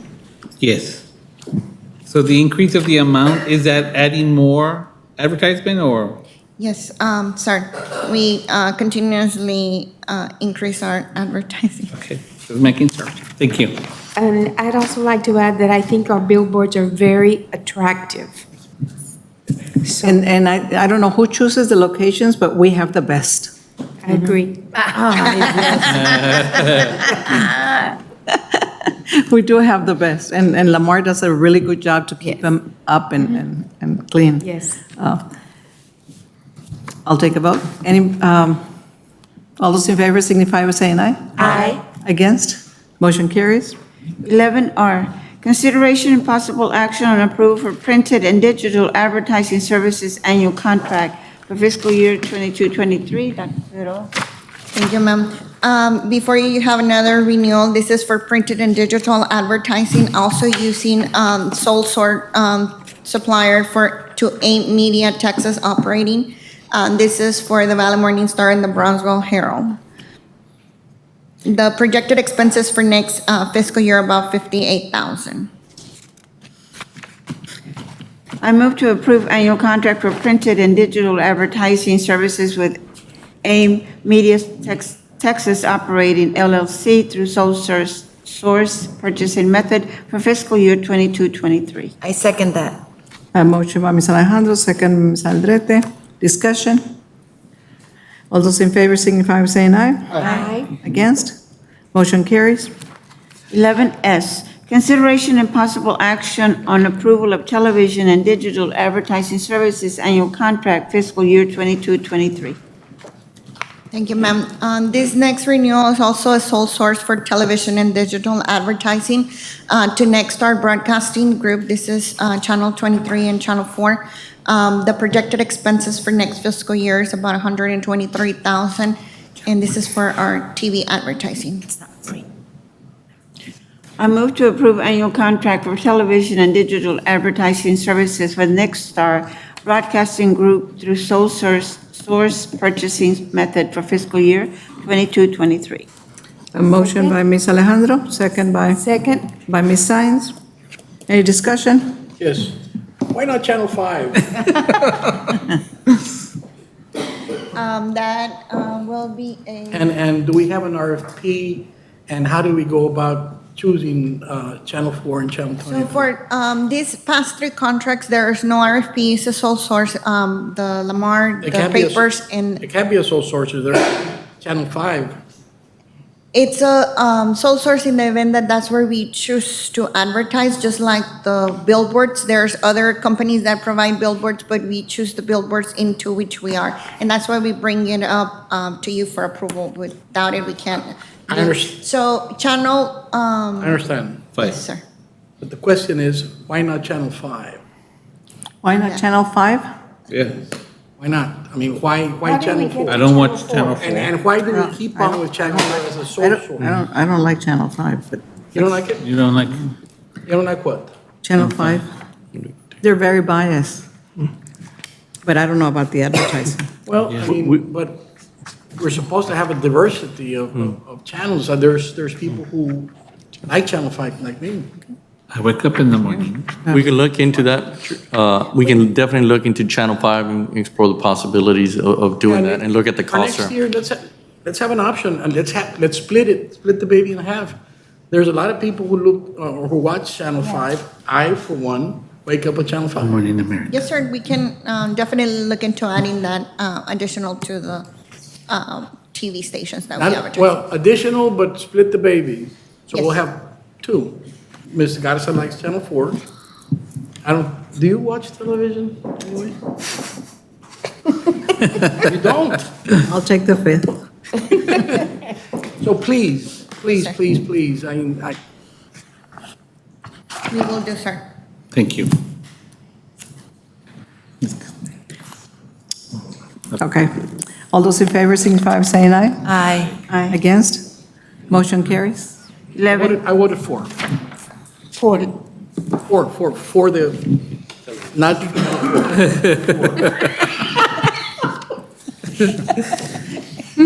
11T, consideration and possible action on approval of compliance assist and course evaluation software annual contract for fiscal year 22-23. Mr. Villarreal. Thank you, Madam Chair, Board of Trustees, Dr. Rodriguez. This is a continuation of a software agreement through Anthology Inc. of New York, a sole source purchasing method. This is the software compliance assist that Mr. Oscar Hernandez uses in his department to keep us in line and in tow with our strategic plan. We anticipate a slight increase in the cost. I move to approve annual contract for compliance assist and course evaluation software with Anthology Incorporated of New York through sole source purchasing method for fiscal year 22-23. Second.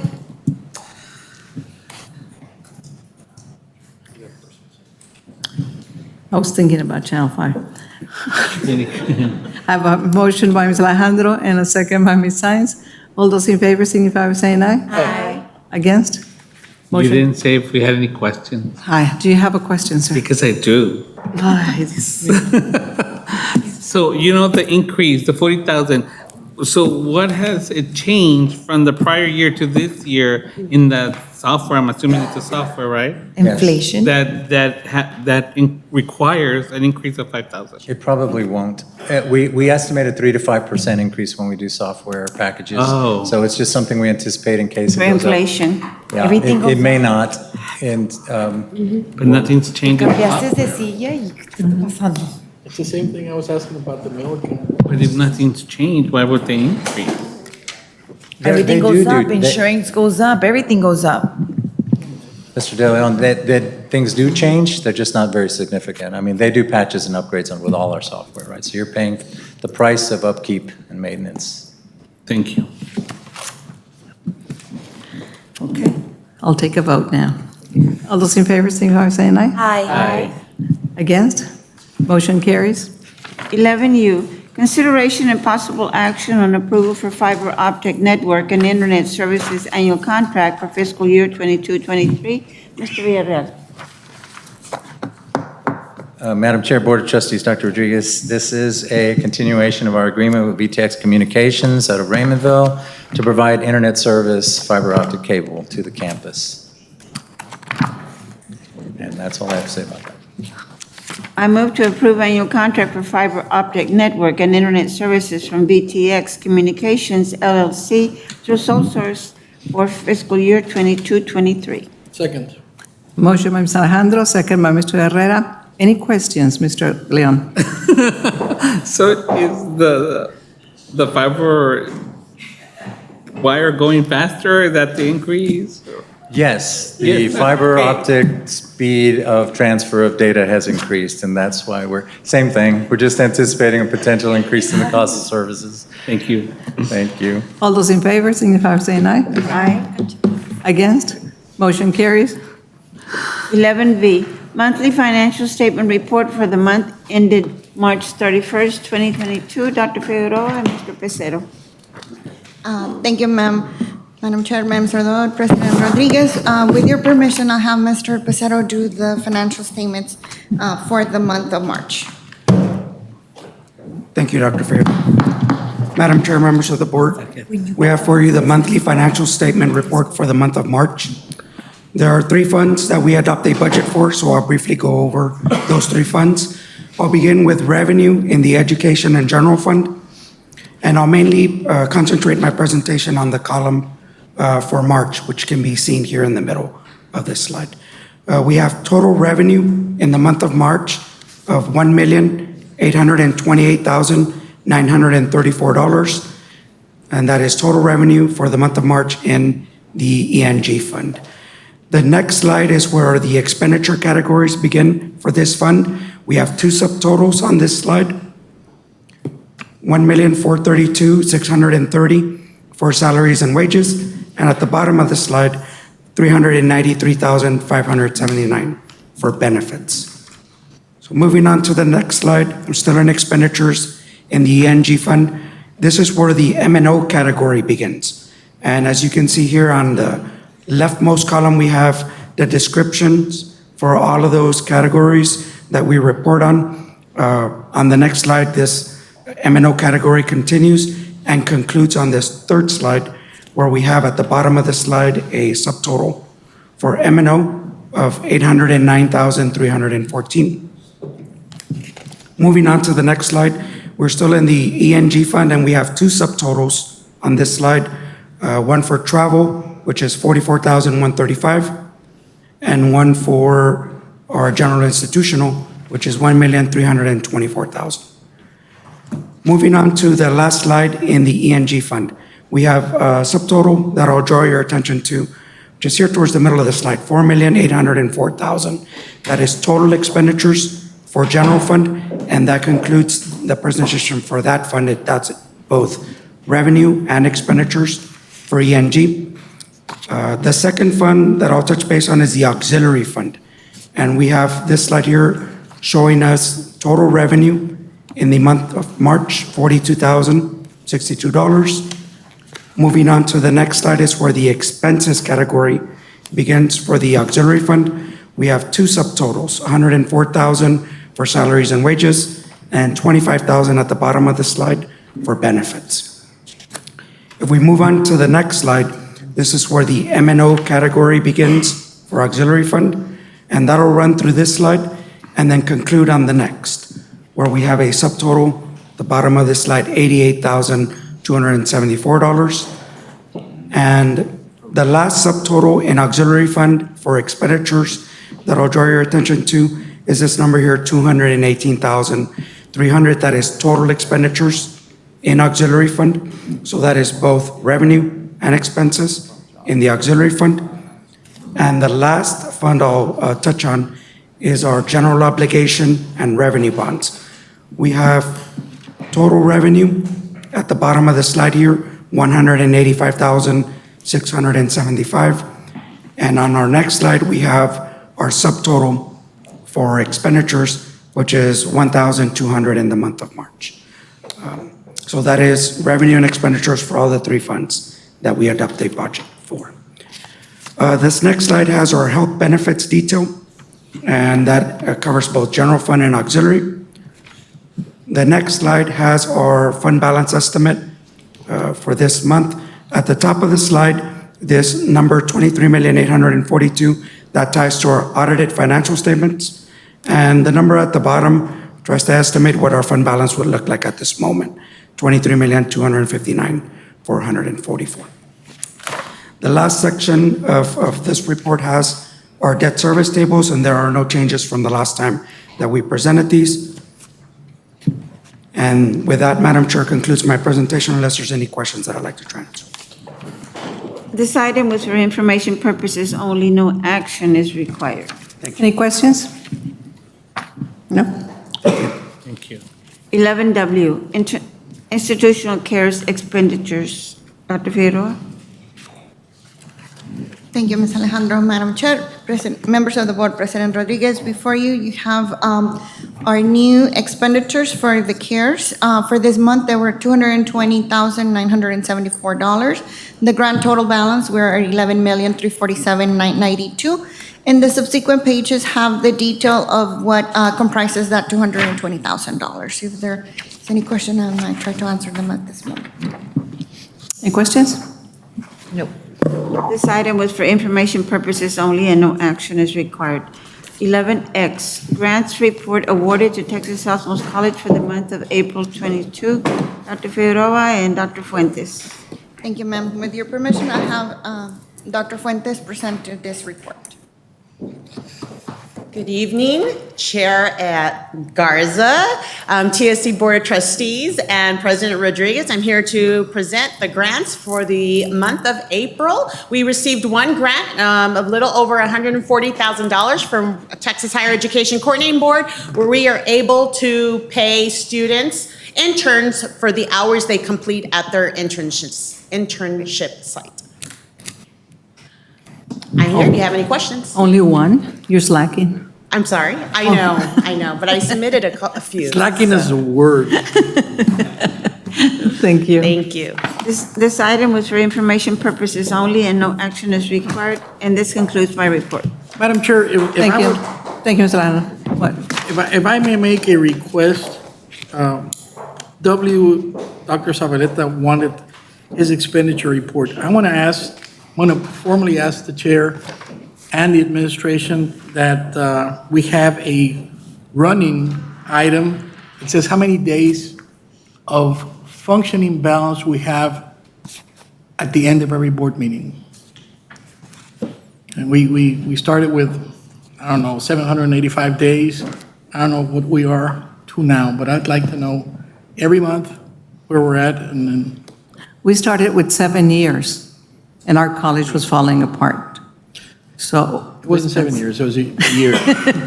Or 10. But anyway, I would like a count of how many days operating expense, how many operating days we have without a single cent coming in. Every month, every board meeting. Do you want it separate or added to the financial? No, separate. Just like the CARES Act. It's going to be a 3-word thing. We have 700 days, 800 days, something like that. Thank you. Okay. Item number 12, Academic Committee. Mr. De Leon? Yes, Madam Chair, I want to say thank you for the opportunity to serve as Vice President. Hope I will make you proud. You already do. The Academic Committee meeting met on Wednesday, May 11th, 2022. Present were Madam Chair de la Garza, President Rodriguez, myself, and members of TSC administration. and legal counsel. The committee discussed the following item, 12A, consideration and possible action to approve a clinical affiliation agreement renewal with Health and Human Services Commission, Texas HHS. I will call on Dr. Kyle and on Dr. Pierce to present this item. They're all contracts, right? Yes. The renewal. Thank you, sir. Madam Chair, Board of Trustee members, President Rodriguez. The clinical affiliation agreement you have before you is for our location in Harlingen at the Texas Health and Human Services Commission. We currently have a clinical affiliation agreement with this organization, which expires in 2023. However, the group has updated their master agreement and thus has asked us to sign a new agreement. This is both for the associate degree nursing and the vocational nursing program. It is for 5 years' time, and the affiliation agreement has been reviewed and approved by legal counsel. Which legal counsel? Junior or senior? Junior, sir. I move to approve the renewal of the clinical affiliation agreement renewal with Health and Human Services for the Health Professions Program and authorize President Rodriguez to sign the agreement as presented. A motion by Mr. De Leon, second by Ms. Alejandro. Any discussion? All those in favor signify by saying aye. Aye. Against? Motion carries. 12B, consideration and possible action on memorandum of understanding between Growth Development Associates and Texas Southmost College. Dr. Kyle and Dr. Flashman will present this item. Thank you, sir. Growth Development Associates has a number of online programs that they offer. At this time, we would like to certify our instructors, 5 of our instructors, to teach the consultative selling course, and then we can offer that to our small businesses and any other businesses in our area. This agreement has been reviewed and approved by junior counsel. I move to approve the memorandum of understanding between Growth Development Associates and Texas Southmost College and allow President Rodriguez to sign the documents as presented. I'll second the motion. A motion by Mr. De Leon, second by Mr. Herrera. Any discussion? All those in favor signify by saying aye. Aye. Against? Motion carries. 12C, consideration and possible action on agreement for Federal Adult Education and Family Literacy Act program, instructional services between Brownsville Independent School District and Texas Southmost College. Dr. Kyle and Dr. Fuentes will present. Thank you, sir. Madam Chair, Board of Trustee members, President Rodriguez, with your permission, I'd like to ask Dr. Fuentes to present this item. Good evening. This is a subaward from Brownsville Independent School District in the amount of $60,000, which we have received every year since we reopened, and in exchange for services in regard to our GED CNA program. Any questions? I move to approve the agreement for Federal Adult Education and Family Literacy Act program, instructional services between Brownsville Independent School Districts and Texas Southmost College, and authorize President Rodriguez to execute the agreement as presented. I'll second the motion. A motion by Mr. De Leon, second by Mr. Herrera. Discussion? All those in favor signify by saying aye. Aye. Against? Motion carries. 12D, consideration and possible action on award RFP 22-24 for small businesses skill training. Dr. Kyle and Dr. Fleshman. Thank you, sir. Madam Chair, Board of Trustee members, President Rodriguez, the item you have before you is a renewal off of a 2022 RFP.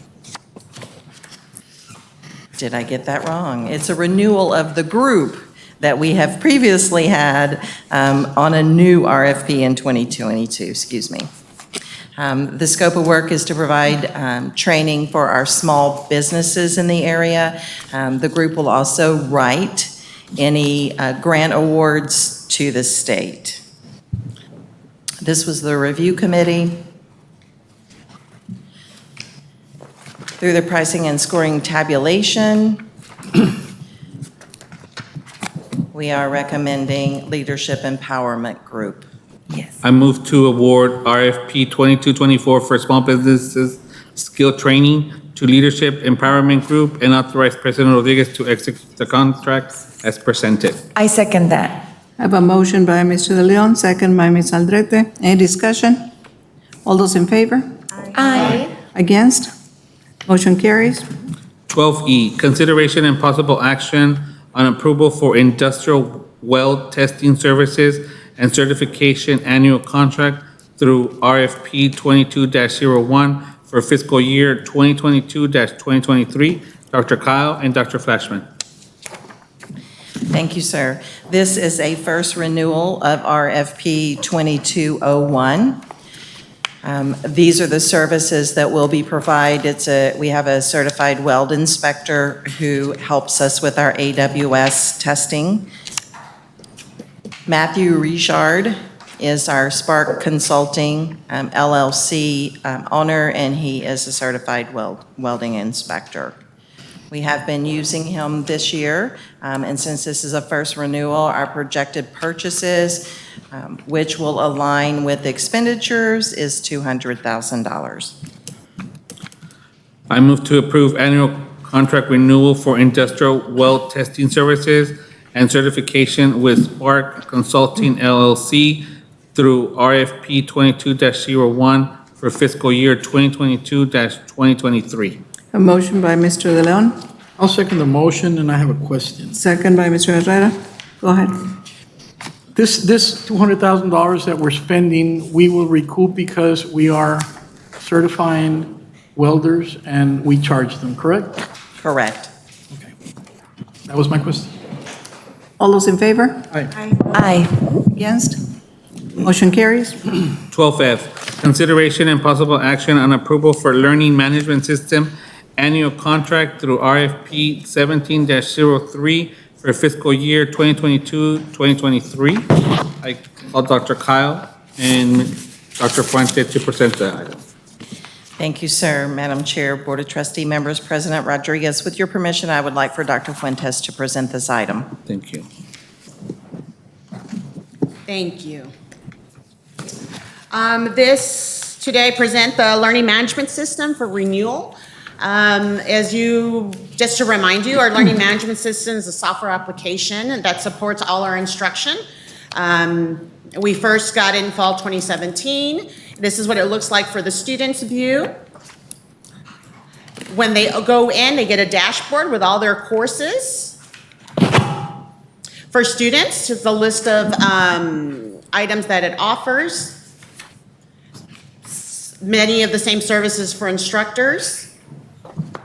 Just listing them here. If you have any questions, you can stop me. Also for the college, Canvas houses our mandatory financial aid student orientation as well as other services. And we also include it for professional development, use it for professional development for faculty and for workforce training and continuing education courses. We also get many of our reports from Canvas. For example, our general education assessment. We did survey our students every spring to make sure they're satisfied with the services. This year we received 400 services, and overwhelmingly they are satisfied with the services that Canvas offers, especially their support that we get from them. This was the proposed second available renewal for this contract. And the amount would be $81,970 projected purchases. I move to approve the annual contract renewal for learning management system with Canvas Instruct through RFP 17-03 for fiscal year 2022-2023. I'll second the motion. I have a motion by Mr. De Leon and second by Mr. Herrera. Questions? I have a comment. Overwhelming with 62.5%? Majority. I stand corrected. Majority. Semantics. Yes, semantics. Words matter. They have meanings. Yes, they do. All those in favor signify by saying aye. Aye. Aye. Against? Motion carries. 12G, consideration and possible action on approval for library database for digital resources annual contract through RFP 21-12 for fiscal year 2022 and 2023. Dr. Kyle and Dr. Fuente will present the item. Thank you, sir. With your permission, I'd like to ask Dr. Fuentes to present this item. Thank you. This past year, we built our own digital library. So we had purchased Folio, which is the platform in which we put all our digital resources in. The digital resources were selected by surveying our faculty and make sure we're meeting the needs of our program faculty and students. This year, we used $67,595 to make purchases. Next year, projected purchases up to $100,000 does not mean we will go to $100,000, but we must survey our instructors every year to see that we're meeting their needs. I move to approve the annual purchase for library database for digital resources with EBSCO Industries, Inc., DBA EBSCO Information System through RFP 21-12 for library services platform fiscal year 2022-2023. A motion by Mr. De Leon, second by Ms. Science. Any discussion?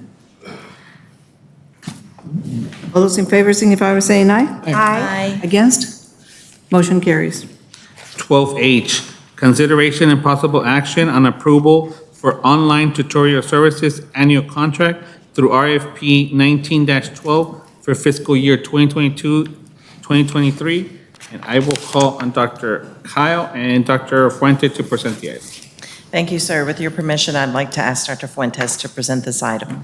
Thank you, Dr. Kyle. Thank you. This is our proposed third and last available renewal for BrainFuse, our online tutoring system. We do offer face-to-face tutoring, but we also offer 24/7 synchronous and asynchronous BrainFuse tutoring that is offered to our on-campus and dual partners. BrainFuse is a list of services that they offer. I've also included in the presentation in your packet the number of hours that we use for live tutoring and synchronous and asynchronous tutoring both. As you can see, the students use it mostly a lot for writing, Comp 1 being the largest course. As you can see, the hours, if you notice, they do use it in the evening and at night. So it is being used by students. Every year, we survey our students, student satisfaction survey, which was very positive. I've also included all the comments. I didn't want to cherry pick them, so you can see every single comment that a student posts, and they're all very positive. That was overwhelming, 95%. There you go, overwhelming, but I'm now choosing my words wisely.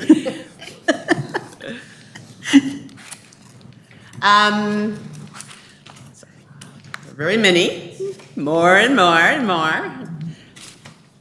Now I feel like this is joke. Okay, there you go. For next year, we project $192,000. Last year, it was a lot because we were remote at some points. But next year, if we stay face-to-face, we're about $192,000. I move to approve the annual contract renewal for online tutoring services with BrainFuse through RFP 19-12 for fiscal year 2022-2023. A motion by Mr. De Leon. I'll second the motion. Second by Ms. Alejandro. Any discussion? All those in favor? Aye. Against? Motion carries. 12I, consideration and possible action on approval for cadet equipment annual purchase through RFP 20-15 for fiscal year 2022-2023. Dr. Kyle and Dr. Flashman will present this item.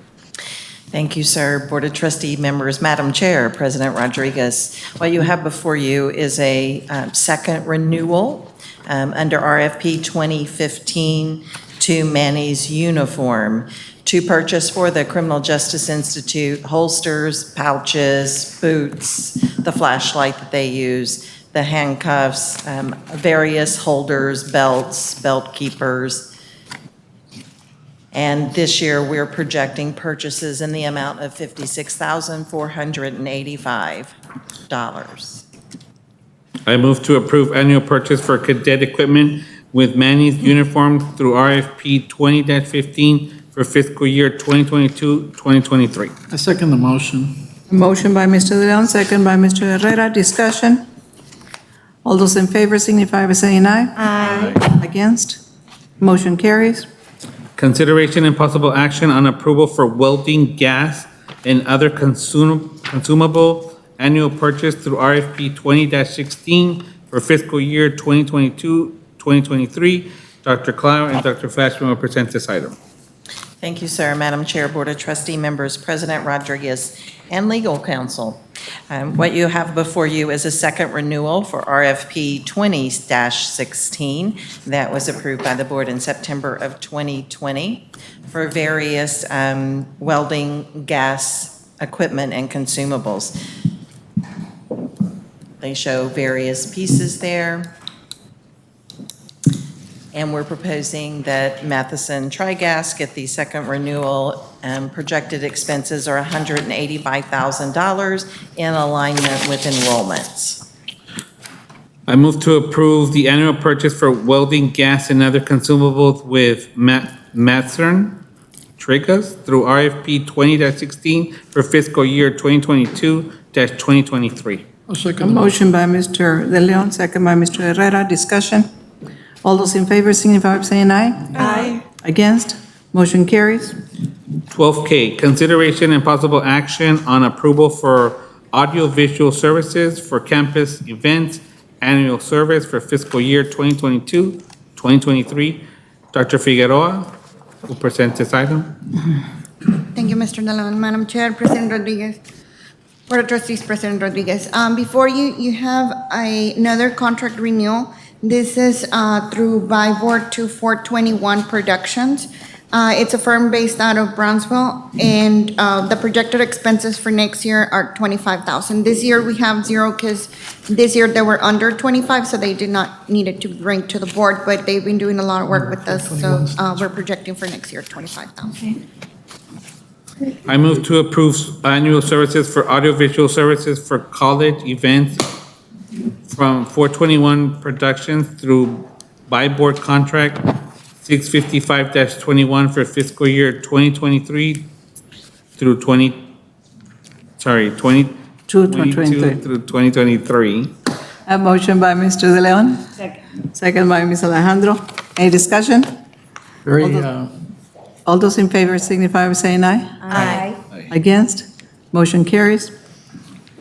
12L, consideration and possible action on approval for laboratory equipment and consumables annual purchase for fiscal year 2022-2023.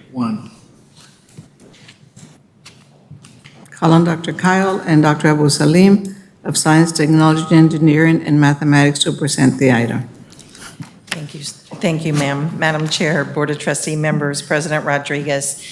What you have before you is a request through a Byboard contract to purchase laboratory equipment and consumables from Thermo Fisher for our chemistry and biology labs in the amount of, projected purchases in the amount of $110,000 for the next fiscal year. I move to approve annual purchase for laboratory equipment and consumables from Thermo Fisher Scientific through Byboard 653-21 for fiscal year 2022-2023. I second. I have a motion by Mr. De Leon, second by Ms. Science. Any discussion? All those in favor? Aye. Against? Motion carries. 12M, consideration and possible action on approval for laboratory supplies annual purchases for fiscal year 2022-2023. Dr. Kyle will present this item. Thank you, sir. Madam Chair, Board of Trustee members, President Rodriguez, what you have before you is a request through the Byboard to purchase laboratory supplies from two vendors, from Carolina Biological Supply in the projected amount of $40,000, and from VWR, who is also Ward Science, in the amount of $45,000.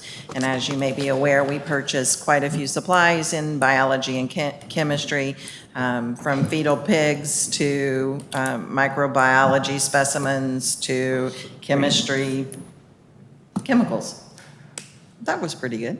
You ever buy from Rana Industries here in Brownsville locally? I'm sorry? You ever buy any of these specimens from Rana? No. Are you familiar with Rana? I'm not. The reason we chose these two because A, we have long-standing relationship with them, and B, the quality of their products is better. But I'll check. One of the trailers that was coming in from Mexico had an accident, and there's all kinds of specimens on the roadway. I read that. And it was coming to It was in the Brownsville. paper. I move to approve the annual purchase of laboratory supplies from Carolina. Caroline Biological Supplies and VWR International, DBA Ward Science through Buy Board 653-21 for fiscal year 2022-2023. I second that. A motion by Mr. De Leon, second by Mrs. Aldrete. Any discussion? All those in favor signify by saying aye. Aye. Against? Motion carries. 12N, consideration and possible action on approval for electrical supplies annual purchase for fiscal year 2022-2023. Dr. Kyle and Dr. Flashman will present this item.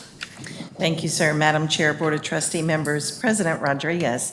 What you have before you is a request through the Buy Board contract to purchase supplies for our electrical program in workforce training and continuing education through Elliott Electric Supply in the amount of $72,000 projected purchases for next fiscal year.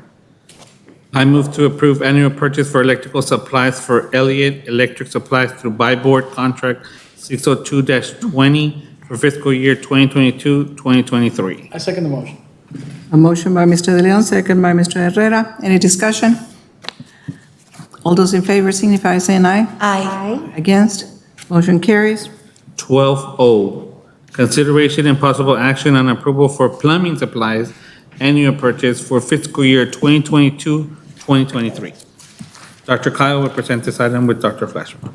Thank you, sir. Madam Chair, Board of Trustee members, President Rodriguez, what you have before you is a request to purchase through our Buy Board contracts some supplies for our workforce training and continuing education plumbing program in the amount of $72,000, which are our projected purchases, and the vendor is Morrison Supply. I move to approve annual purchase for plumbing supplies for Morrison Supplies through Buy Board 657-21 for fiscal year 2022-2023. Second the motion. A motion by Mr. De Leon, second by Mr. Herrera. Discussion? All those in favor? Aye. Against? Motion carries. 12P, consideration and possible action on approval for police equipment annual purchase for fiscal year 2022-2023. Dr.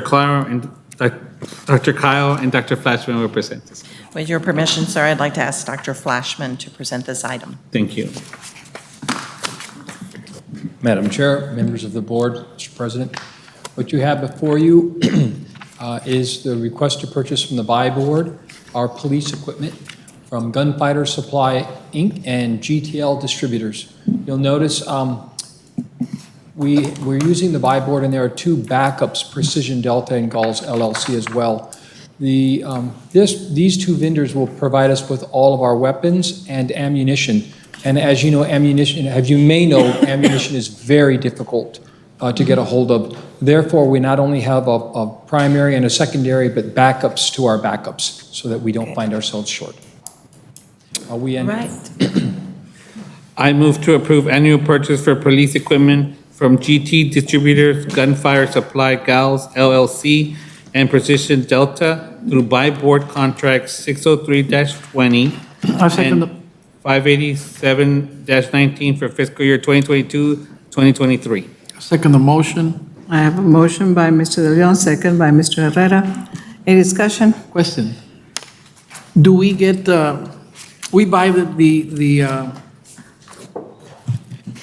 ammo, we buy guns, we buy everything. I assume that we have extremely tight security on the weapons? Exceptional security on the weapons, sir. Okay. Everything is locked and stored and multiple locks on it and accounted for. The other question is the ammo included or with the tuition of the students, in the tuition of the students? Yes, sir, it is. The students pay about $2,500 in consumables, in pass-through accounts to buy the belts and the equipment, and the ammunition is a part of that fee. So we recoup that money? Yes, sir, that's correct. Thank you. All those in favor? Aye. Aye. Against? Motion carries. 12Q, consideration and possible action on approval for welding and pipe lifting supplies annual purchase for fiscal year 2022-2023. Dr. Kyle and Dr. Flashman will present this. Thank you, sir. Madam Chair, Board of Trustee members, President Rodriguez. The agenda item you have before you is on a board contract to Alamo Iron Works to purchase for our welding and our pipe fitting programs, gases, rods, PPE, steel plates, piping. And we're requesting in the amount of $72,000 projected amount for the next fiscal year. I move to approve annual purchase for welding and pipe lifting supplies for Alamo Iron Works through by board contract 657-21 for fiscal year 2023. Sorry. A motion by Mr. De Leon, Second? second by Ms. Science. Discussion? All those in favor? Aye. Against? Motion carries.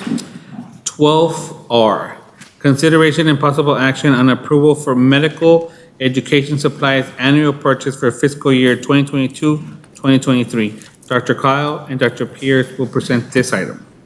Thank you, sir. Madam Chair, Board of Trustee members, President Rodriguez, before you have a request through the Omnia contract to purchase for our healthcare programs, gloves, face masks, gowns, and other PPE through Pocket Nurse Enterprises in the projected amount of $68,000. I move to approve the annual purchase for medical education supply from Pocket Nurse Enterprise, Inc. through Omnia contract R190201 for fiscal year 2022-2023. A motion by Mr. De Leon, second by Second? Ms. Science. In discussion? All those in favor? Aye.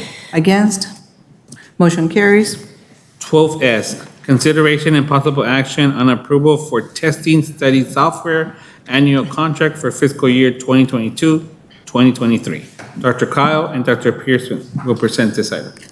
Thank you, sir. Madam Chair, Board of Trustee members, President Rodriguez. The agenda item you have before you is a sole source request for our LVN program for testing study software, specifically to prepare them for the NCLEX PN. And this is through Elsevier in the amount of $63,000 are the projected purchases for this fiscal year. I move to approve the annual contract for testing study software with Elsevier, Inc. through sole source purchasing method for fiscal year 2022-2023. I second that. A motion by Mr. De Leon, second by Ms. Aldrete. Discussion? All those in favor? Aye. Against? Motion carries. 12T, consideration and possible action on award of RFP 22-33 nursing curriculum testing services. Dr. Kyle and Dr. Pierce will present Thank you, this sir. item. Madam Chair, President Rodriguez, Board of Trustee members. The request you have before you is for RFP 22-33, and we're presenting it to the board today. This is specifically for testing software and curriculum for the ADN program to prepare them for their NCLEX RN. We have one respondent, Assessment Technologies Institute, in the amount of $142,546.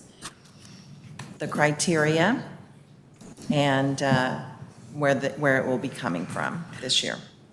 I move to award RFP 22-33 for nursing curriculum testing software to Assess Technologies Institute LLC in the amount of $142,446 and authorize President Rodriguez to execute the purchase order contract as presented. A motion by Mr. De Leon, second by Ms. Alejandro. Discussion? All those in favor signify by saying aye. Aye. Against? Motion carries.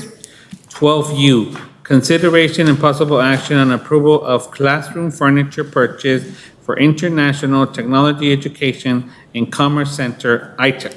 Dr. Kyle and Dr. Figueroa will present this item. Thank you, sir. Madam Chair, Board of Trustee members, President Rodriguez. This is an item that we would like to purchase under the CARES Act through the Omnia contract. As you well know, we have outfitted the classroom and the classrooms with active learning furniture and also technologies recently here on the Fort Brown campus. And we have looked at the classrooms in ITEC that are in need of the same items. With the CARES Act, these will be desks and chairs and other equipment that will allow our students to social distance in these rooms. They do conform to our current standards here on campus, except for the tables are not double tables, they are single individual tables. And the expenses will be coming from the Federal CARES Act. We are asking for $858,000 to Kruger International and $100,000 to Safeco. I move to approve classroom furniture purchase for ITEC from Kruger International KI Furniture in the amount of $858,000 and Safeco products in the amount of $100,000 directly from furniture manufacturers through Omnia Partners Purchasing Cooperative Contract, and authorize President Rodriguez to execute the purchase order contract as presented. I have a motion by Mr. De Leon, second by Mr. Herrera. Discussion? All those in favor? Aye. Against? Motion carries. 12V, consideration and possible action on award of RFP 22-37 backhoe equipment. Thank you, sir. With your permission, I would like Dr. Flashman to present this item. Thank you. Thank you.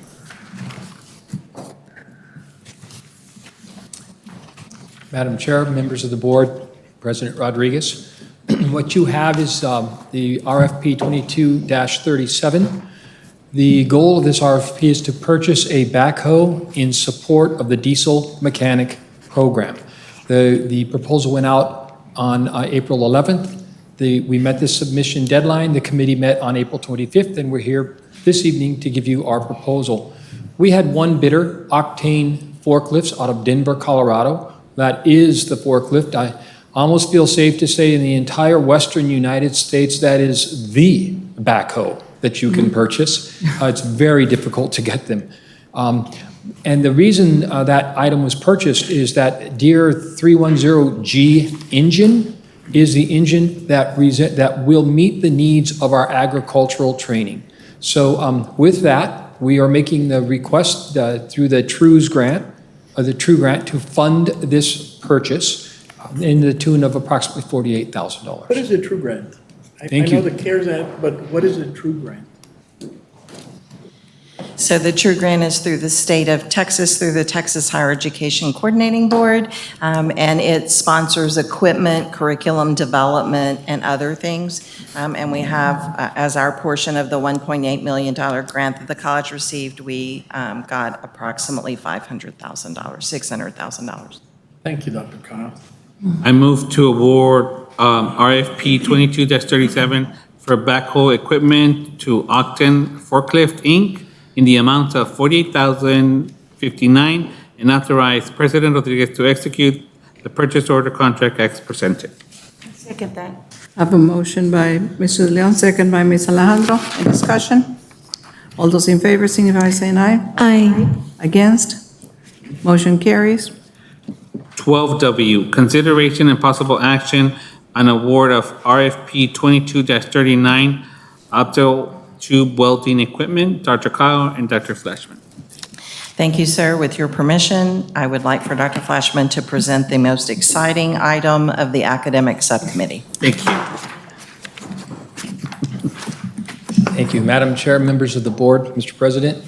What you have is a request to purchase orbital tube welding equipment and it is sexy. We started with April 11th with the subcommittee with the proposal. We met and evaluated our proposals on the 25th, and what we have before you today is the proposal. But before we start, I'd like to let you know just a little bit about what orbital tube welding is and why it's so important to us. As you know, we have a little place down the road that makes rockets, and they're looking at improving their overall operational efficiency, which means they are moving to as much automation as possible. Currently, we have a lot of welders, and they will always need welders, but the next generation is orbital tube welding. So what you see, instead of a typical miller that has a rod that you would attach, you've seen welders, and you've seen welders as they use a MIG or a stick and they attach. This is totally different.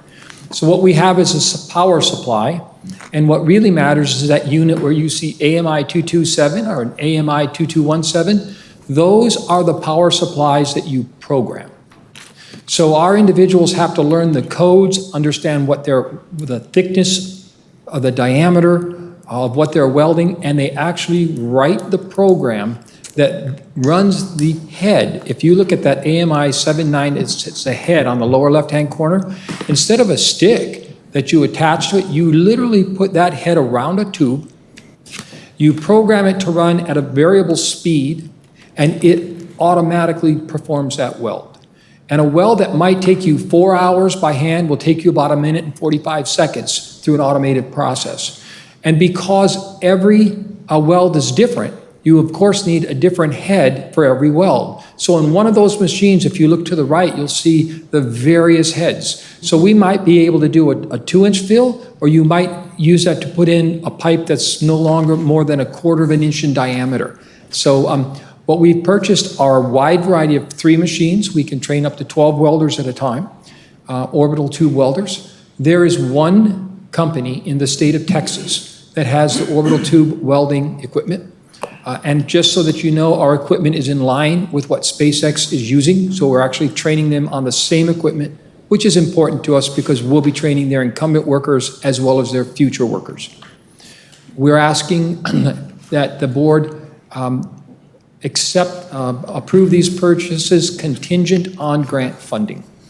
I move to award RFP 22-39 for orbital tube welding equipment to Republic Testing Laboratories LLC in the amount of $524,753 and authorize President Rodriguez to execute the purchase order contract as presented. I will second the motion. and I have a question. Give me 1 second. I have a motion by Mr. De Leon, second by Mr. Herrera. Go ahead, Mr. Herrera. I have a question for Dr. Rodriguez. Get ready.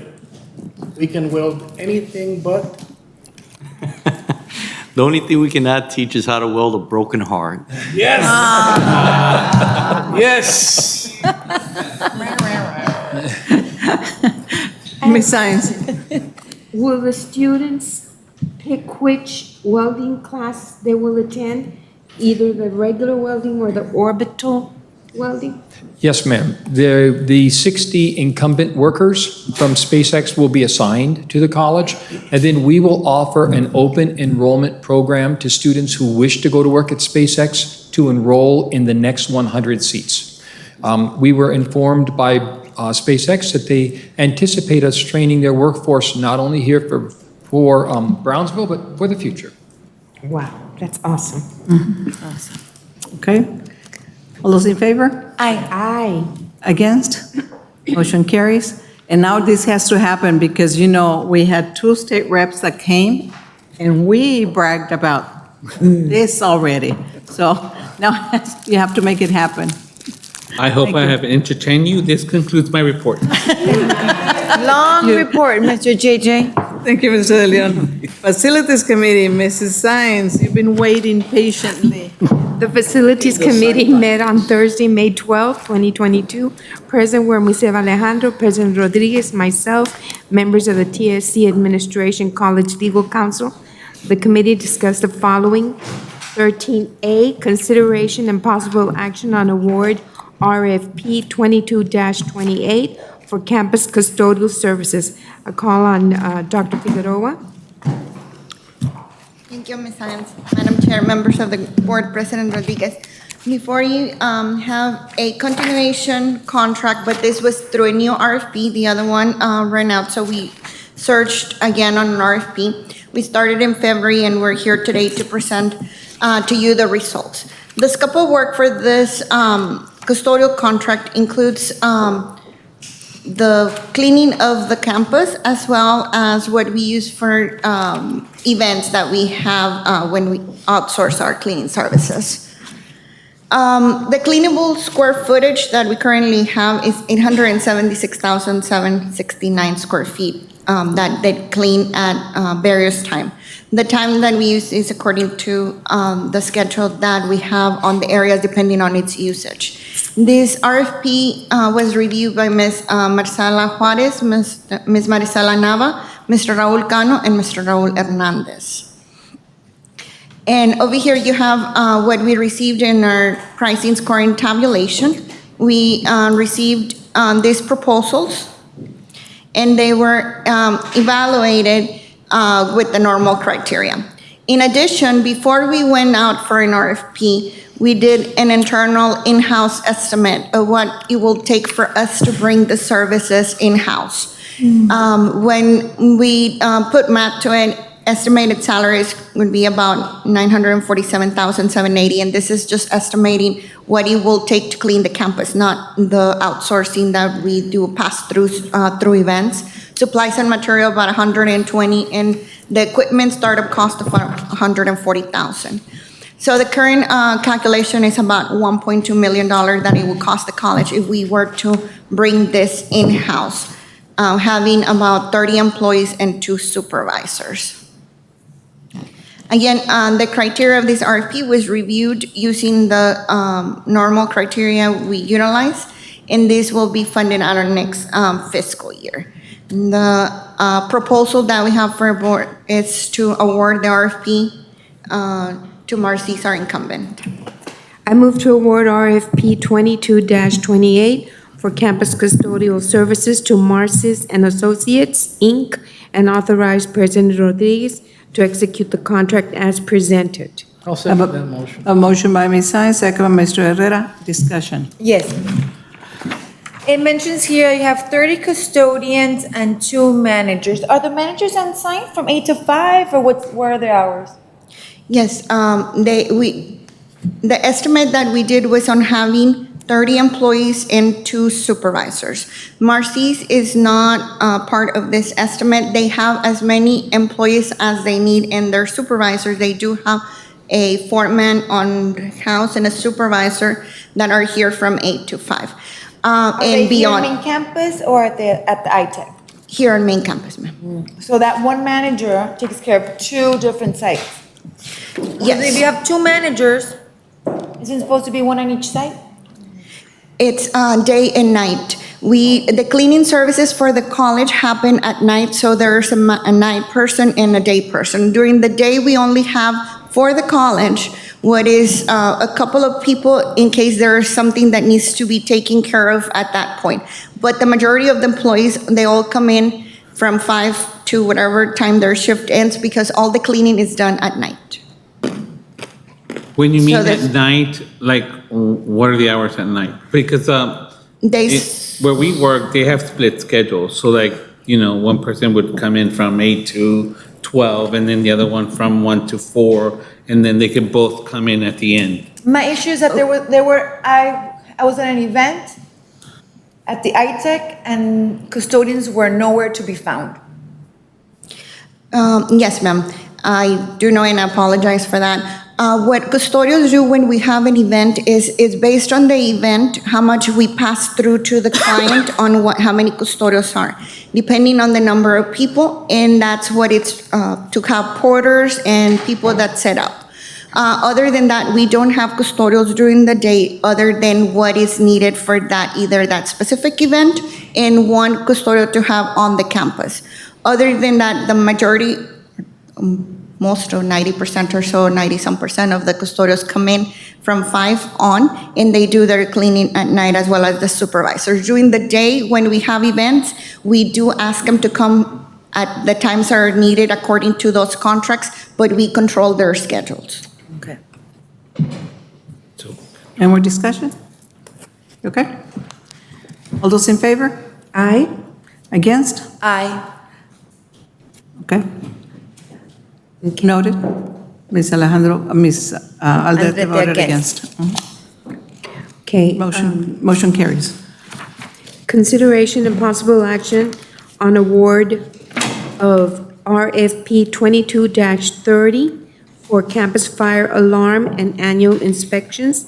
That is 13B. I call on Dr. Figueroa. Thank you, Ms. Hans.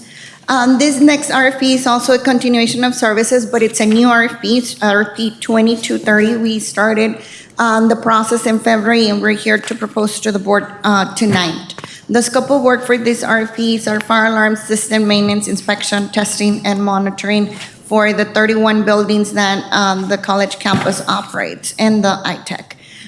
The evaluation committee included Ms. Kila Turtle, Marcela Juarez, Nathan Flores, and Raul Hernandez. We received 4 proposals for this RFP, and the committee scored the highest superior alarms.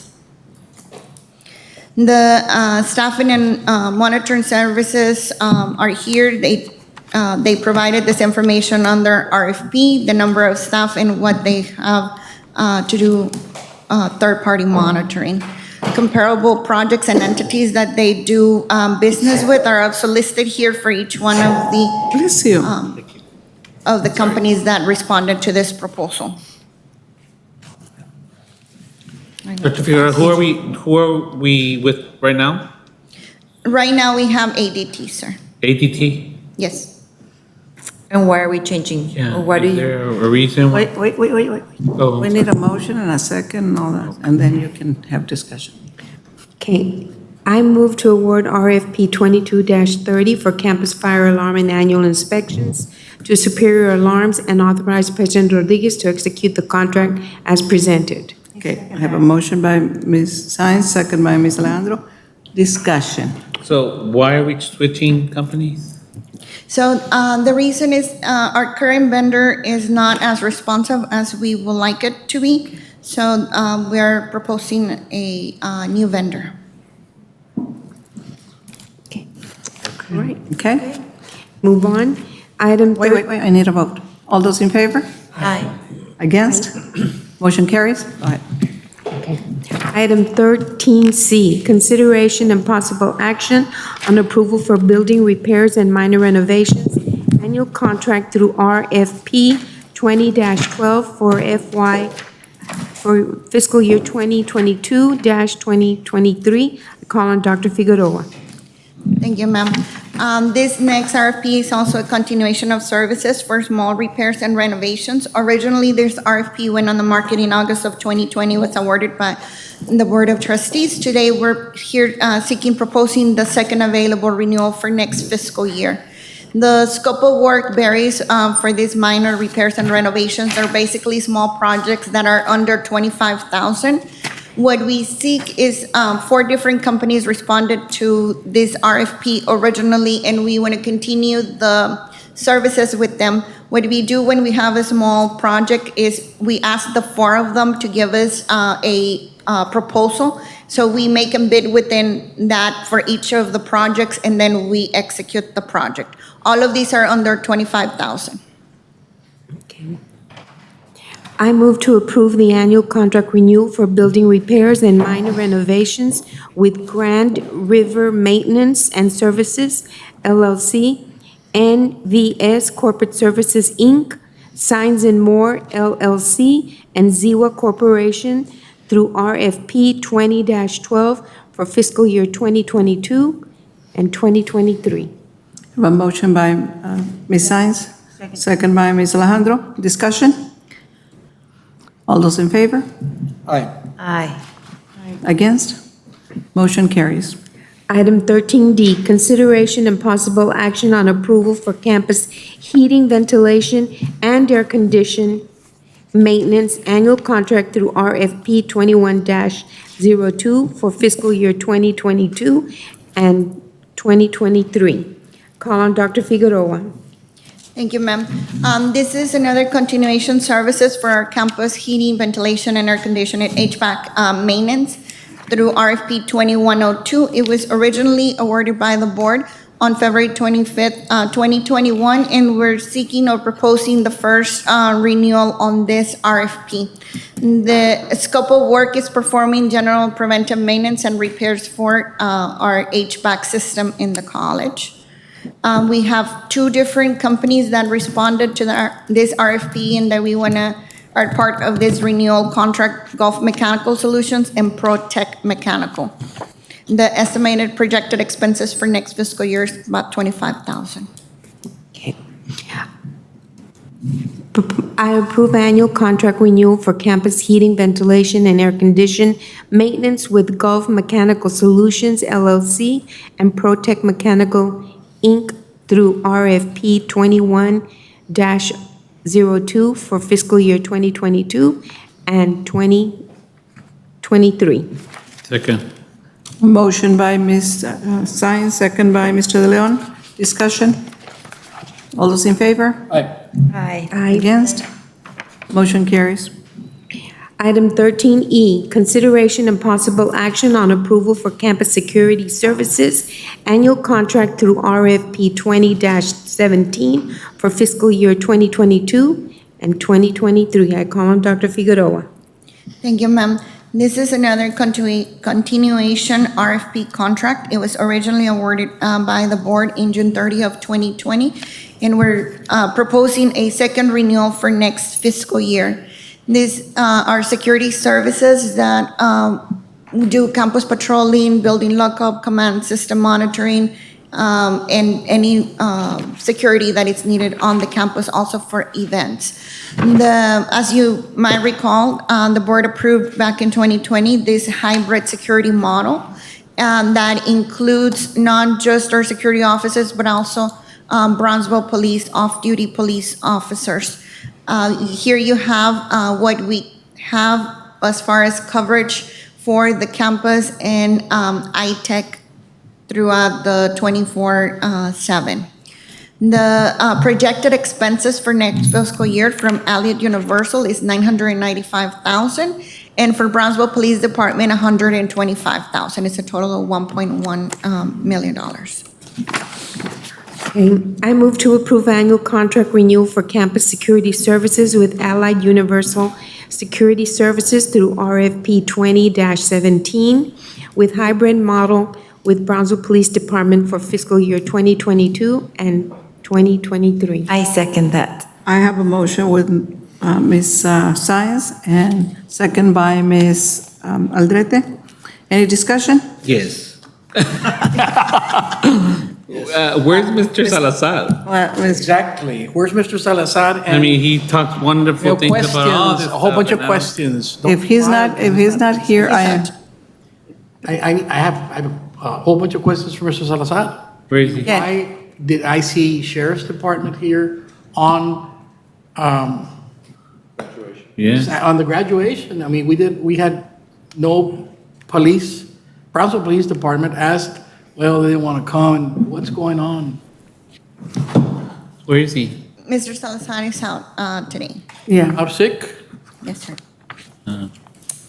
Can we have, do you want to table the I item? would like the table, and I'd like a presentation on what is, I mean, let me pull a Trump. What's really going on?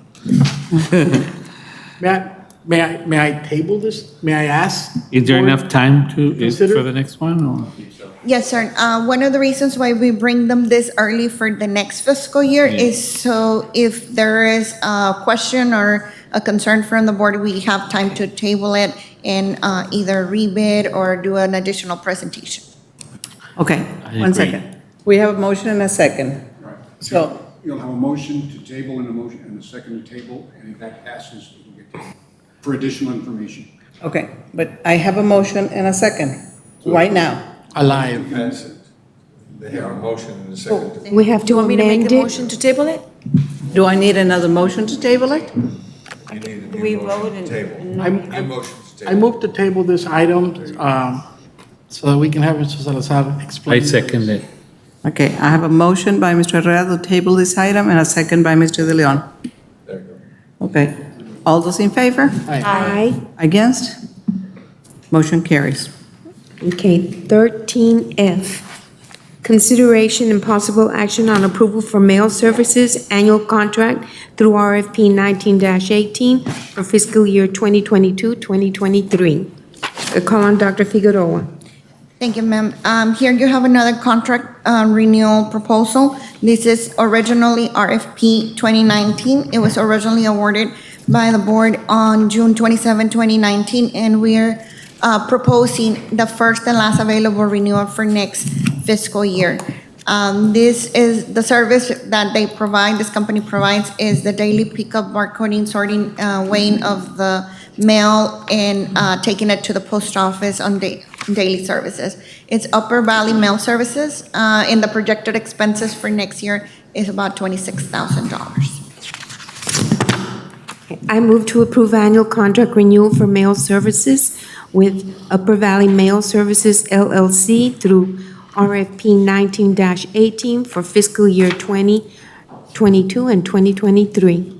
A motion by Ms. Science, I'll second the motion. second by Mr. Herrera. Discussion? Yes, real quick. So when they pick up, does this also include the fee for the? Yes, sir. Okay, so they pick it up, they put the post-it, and they send it. Yes, so it includes the postage. Okay, thank you. Okay. Item 13G. Wait, I need a vote. Sorry. All those in favor? Aye. Against? Motion carries. Go ahead.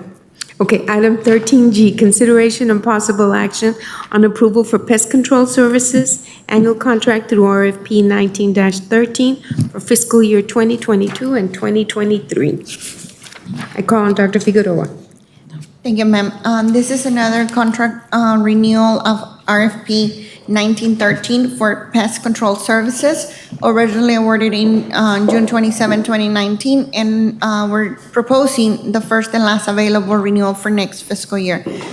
Basically, they provide pest control management services for the interior and exterior areas of the college.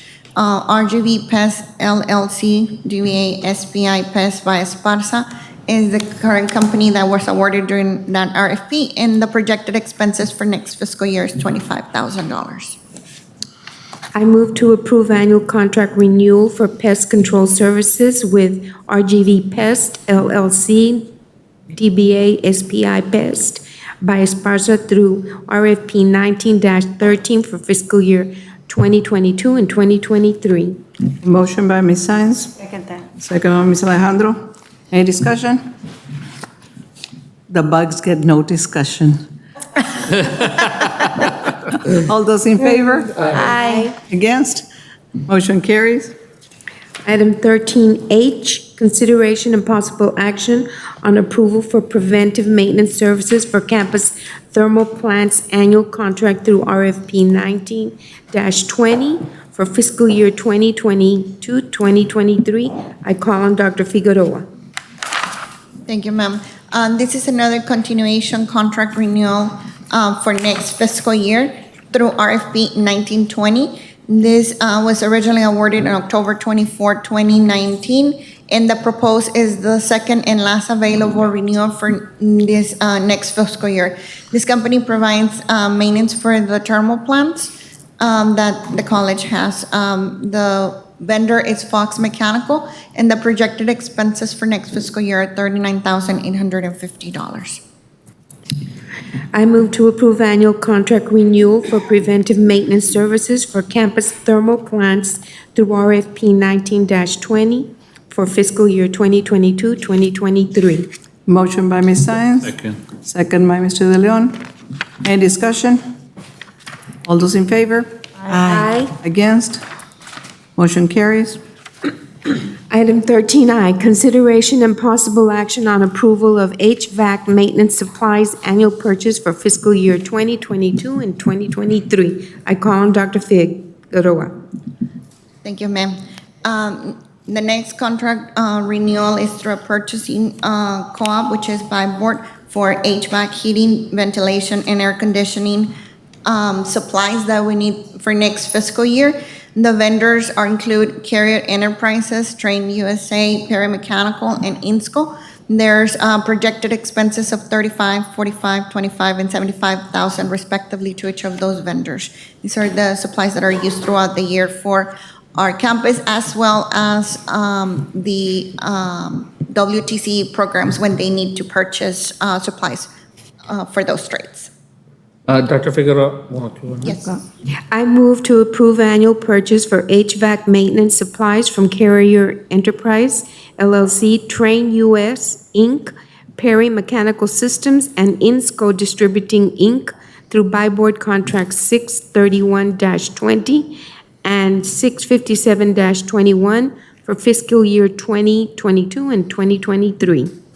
Second. I have a motion by Ms. Saenz, second by Mr. De Leon. Discussion?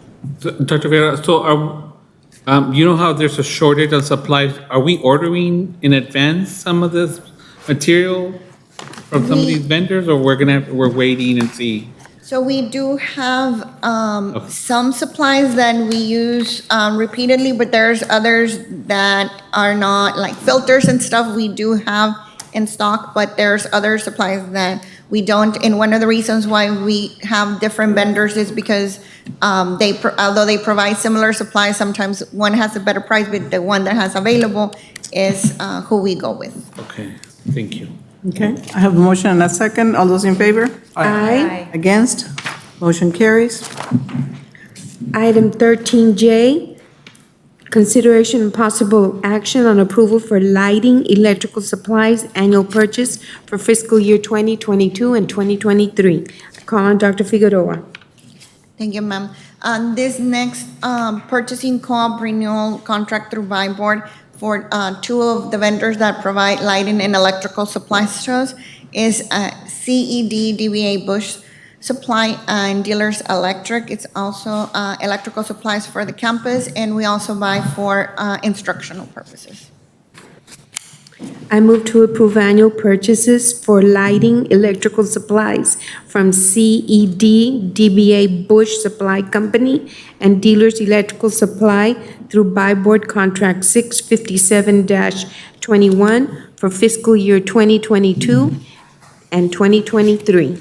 Motion by Ms. Saenz, second. Second. Mr. De Leon, discussion? All those in favor? Aye. Against? Motion carries. 13K, consideration and possible action on approval for maintenance supplies, annual purchases for fiscal year 2022 and 2023. Dr. Figueroa? Thank you, ma'am. And this is another purchasing co-op renewal that we're seeking to propose to the board for three of the vendors that provide maintenance supplies: Granger, MSC Industrial, and Burn Companies. And you have the projected supplies for Granger being 255 and MSC 124. The reason for the jump is because they're also used by WTC, and they're opening new programs that they will need some of those supplies. So we're just projecting an increase for those. What do the asterisks mean? Excuse me, sir. I apologize. I move to approve annual purchases for maintenance supplies from Burton Companies, Granger, Inc., and MSC Industrial Supply through buy board 657-21 for fiscal year 2022 and 2023. Motion by Ms. Saenz, second. Second. Ms. Aldrete, Mr. Herrera. What do the asterisks mean? Up to. We put a little note on the bottom of the slide that says projected purchases are for STEM, WTC, and facilities departments. And is there a reason why, like maybe like Home Depot, we don't? We also have Home Depot coming up next. Sorry. Okay, thank you. Okay, item 13. No, Wait, I need a vote. Sorry. All those in favor? Aye. Against? Motion carries. We are in a hurry to leave. We're tired. All right. President, make sure you had a good welcome as a chair. 13L, consideration and possible action on approval for maintenance supplies, annual purchases for fiscal year 2022, 2023. Dr. Figueroa.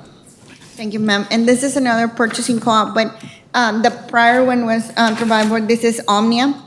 And this includes also maintenance supply, where we purchase from Home Depot, Lowe's, and Granger.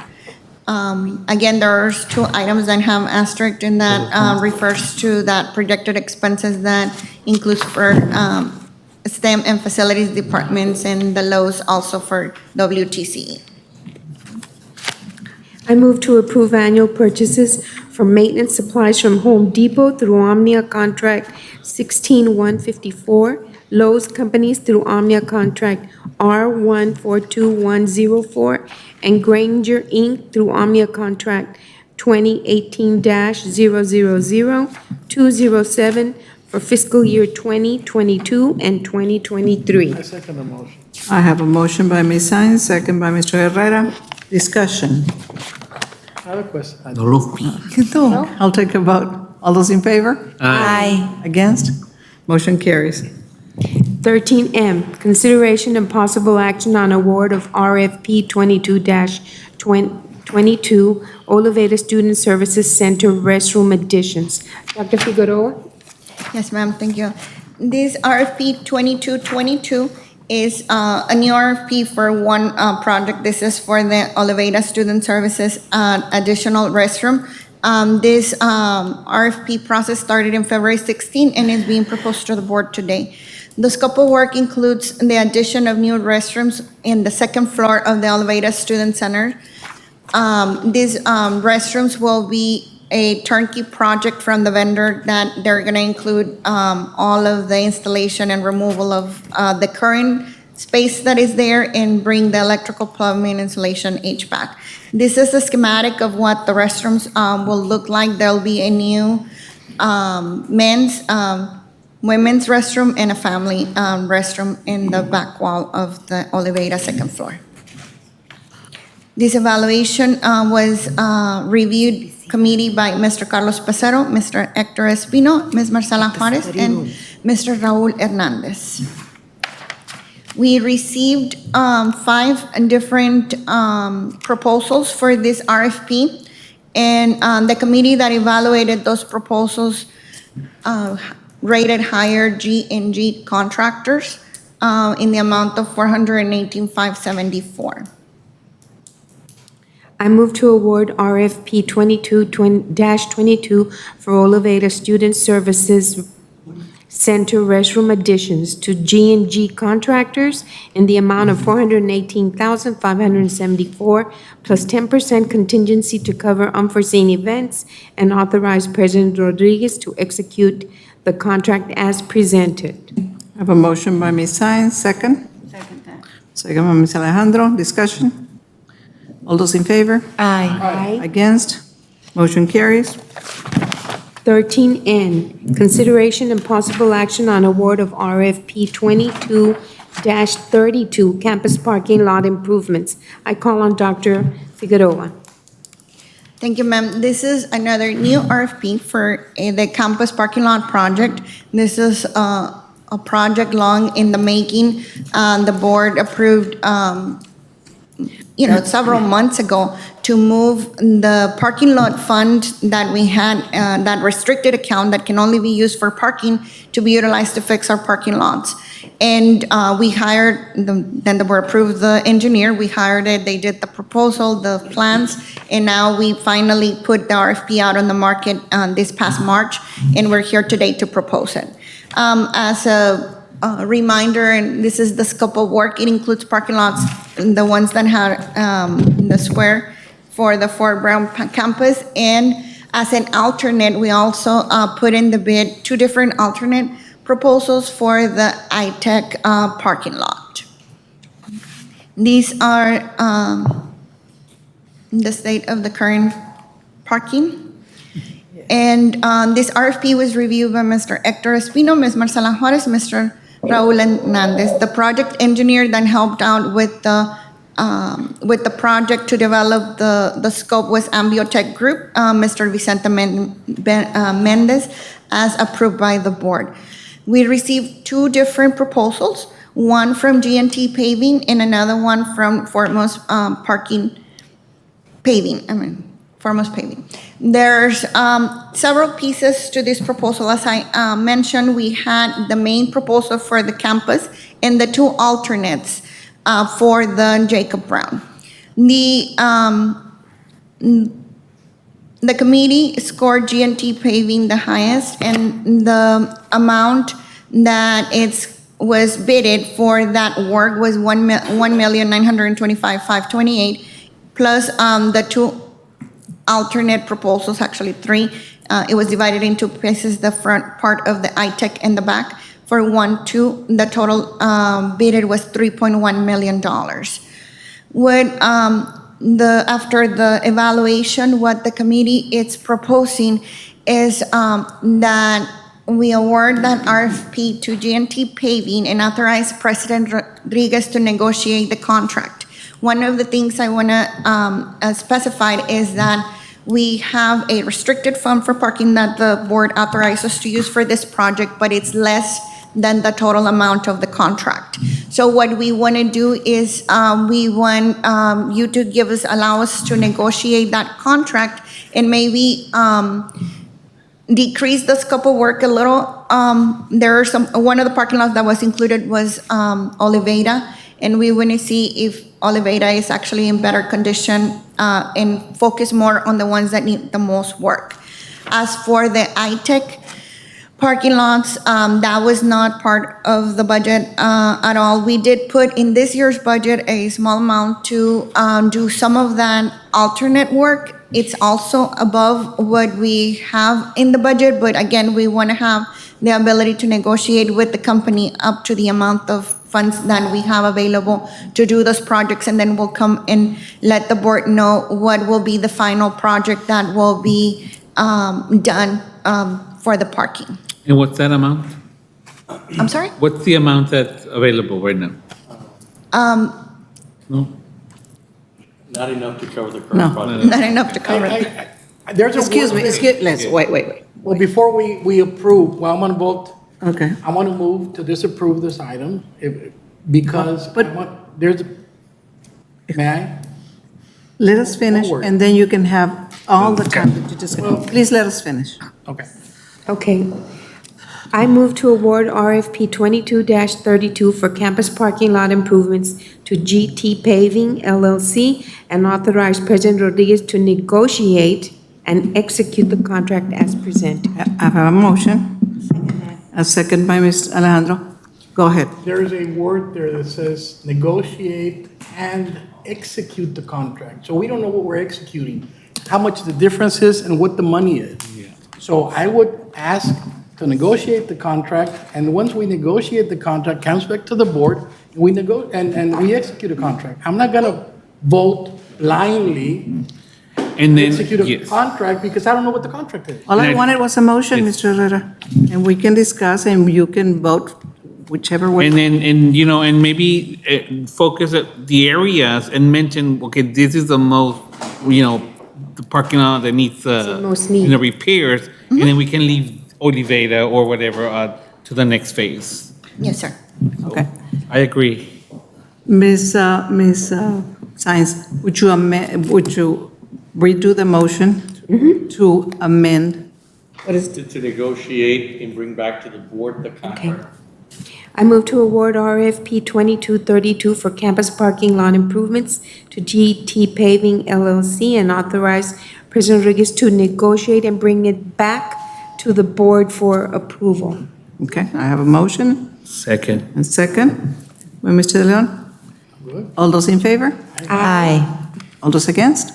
Motion carries. Facilities update. 13-0. I call on Dr. Figueroa to present this last item. This is our last item for the facilities.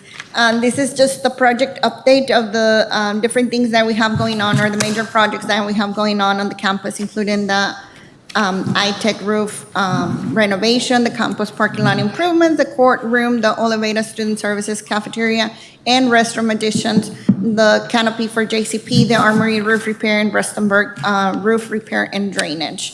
The Diller's renovation work in progress for this past month of April is asbestos removal has been completed, first floor, demolition work continues. Ancillary removal is going on the third floor, and roofing materials have been received. Installation and insulation materials of the shell space started in April, and the roof installation has also started now in May. The project completion is August 22, and this is some of the pictures for the first floor, and this is the third floor where they're starting to do the demo. And here's the materials and where they're starting the installation of those. Campus parking lot improvement, as you know now, we are here, we just presented and we'll be bringing it back to the board for approval once we negotiate that contract. We are hopeful that we can start sometime in the summer and conclude by the fall of this year. And this is the project we just saw before. The third project is the courtroom and criminal justice, and we're working on purchasing millwork. The board already approved that. The milestone is that the courtroom millwork should be finished in July 22. We are still expecting some materials to arrive. This is a schematic of what that building will look like after the renovation. Oliveira cafeteria project, the permit has been submitted, and we are expecting to be finished by June of 22, and the additional equipment is to be delivered sometime this month. We have not received it yet. There's been some delays on the supplies, but we are working both with the vendor and the city of Brownsville to ensure that the last updates requested by the construction and health departments of the city of Brownsville are met. And this is the schematic of the proposed layout that our vendor brought to us and where we're working on. The fifth project is the second floor restroom additions, another project that we saw earlier, where the results of that RFP were presented to the board, and we'll continue working on that project. This is again, the schematic of those additional restrooms. The canopy roof repair for JCPenney. The proposal was approved by the board back in March. We started the progress, and we are, although we're running probably a couple of weeks behind, we were set to finish in May. Now it's going to be sometime in June also, because we had some delays in receiving some of the materials. And this is just pictures of the canopy being repaired. Armory. This was brought to the board and approved in March.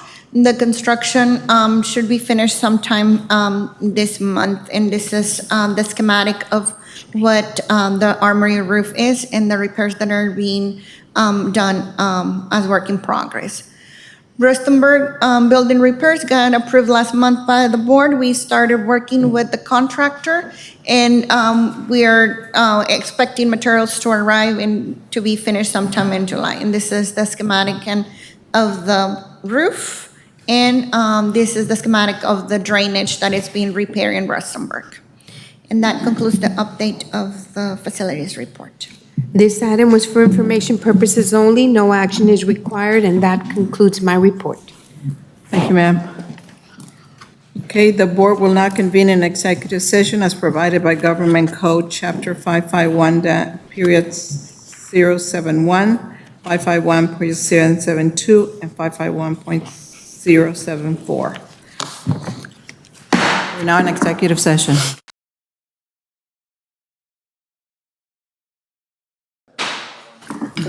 We're back from executive session. Are you upset, Madam Chair? No, Are you sir. upset?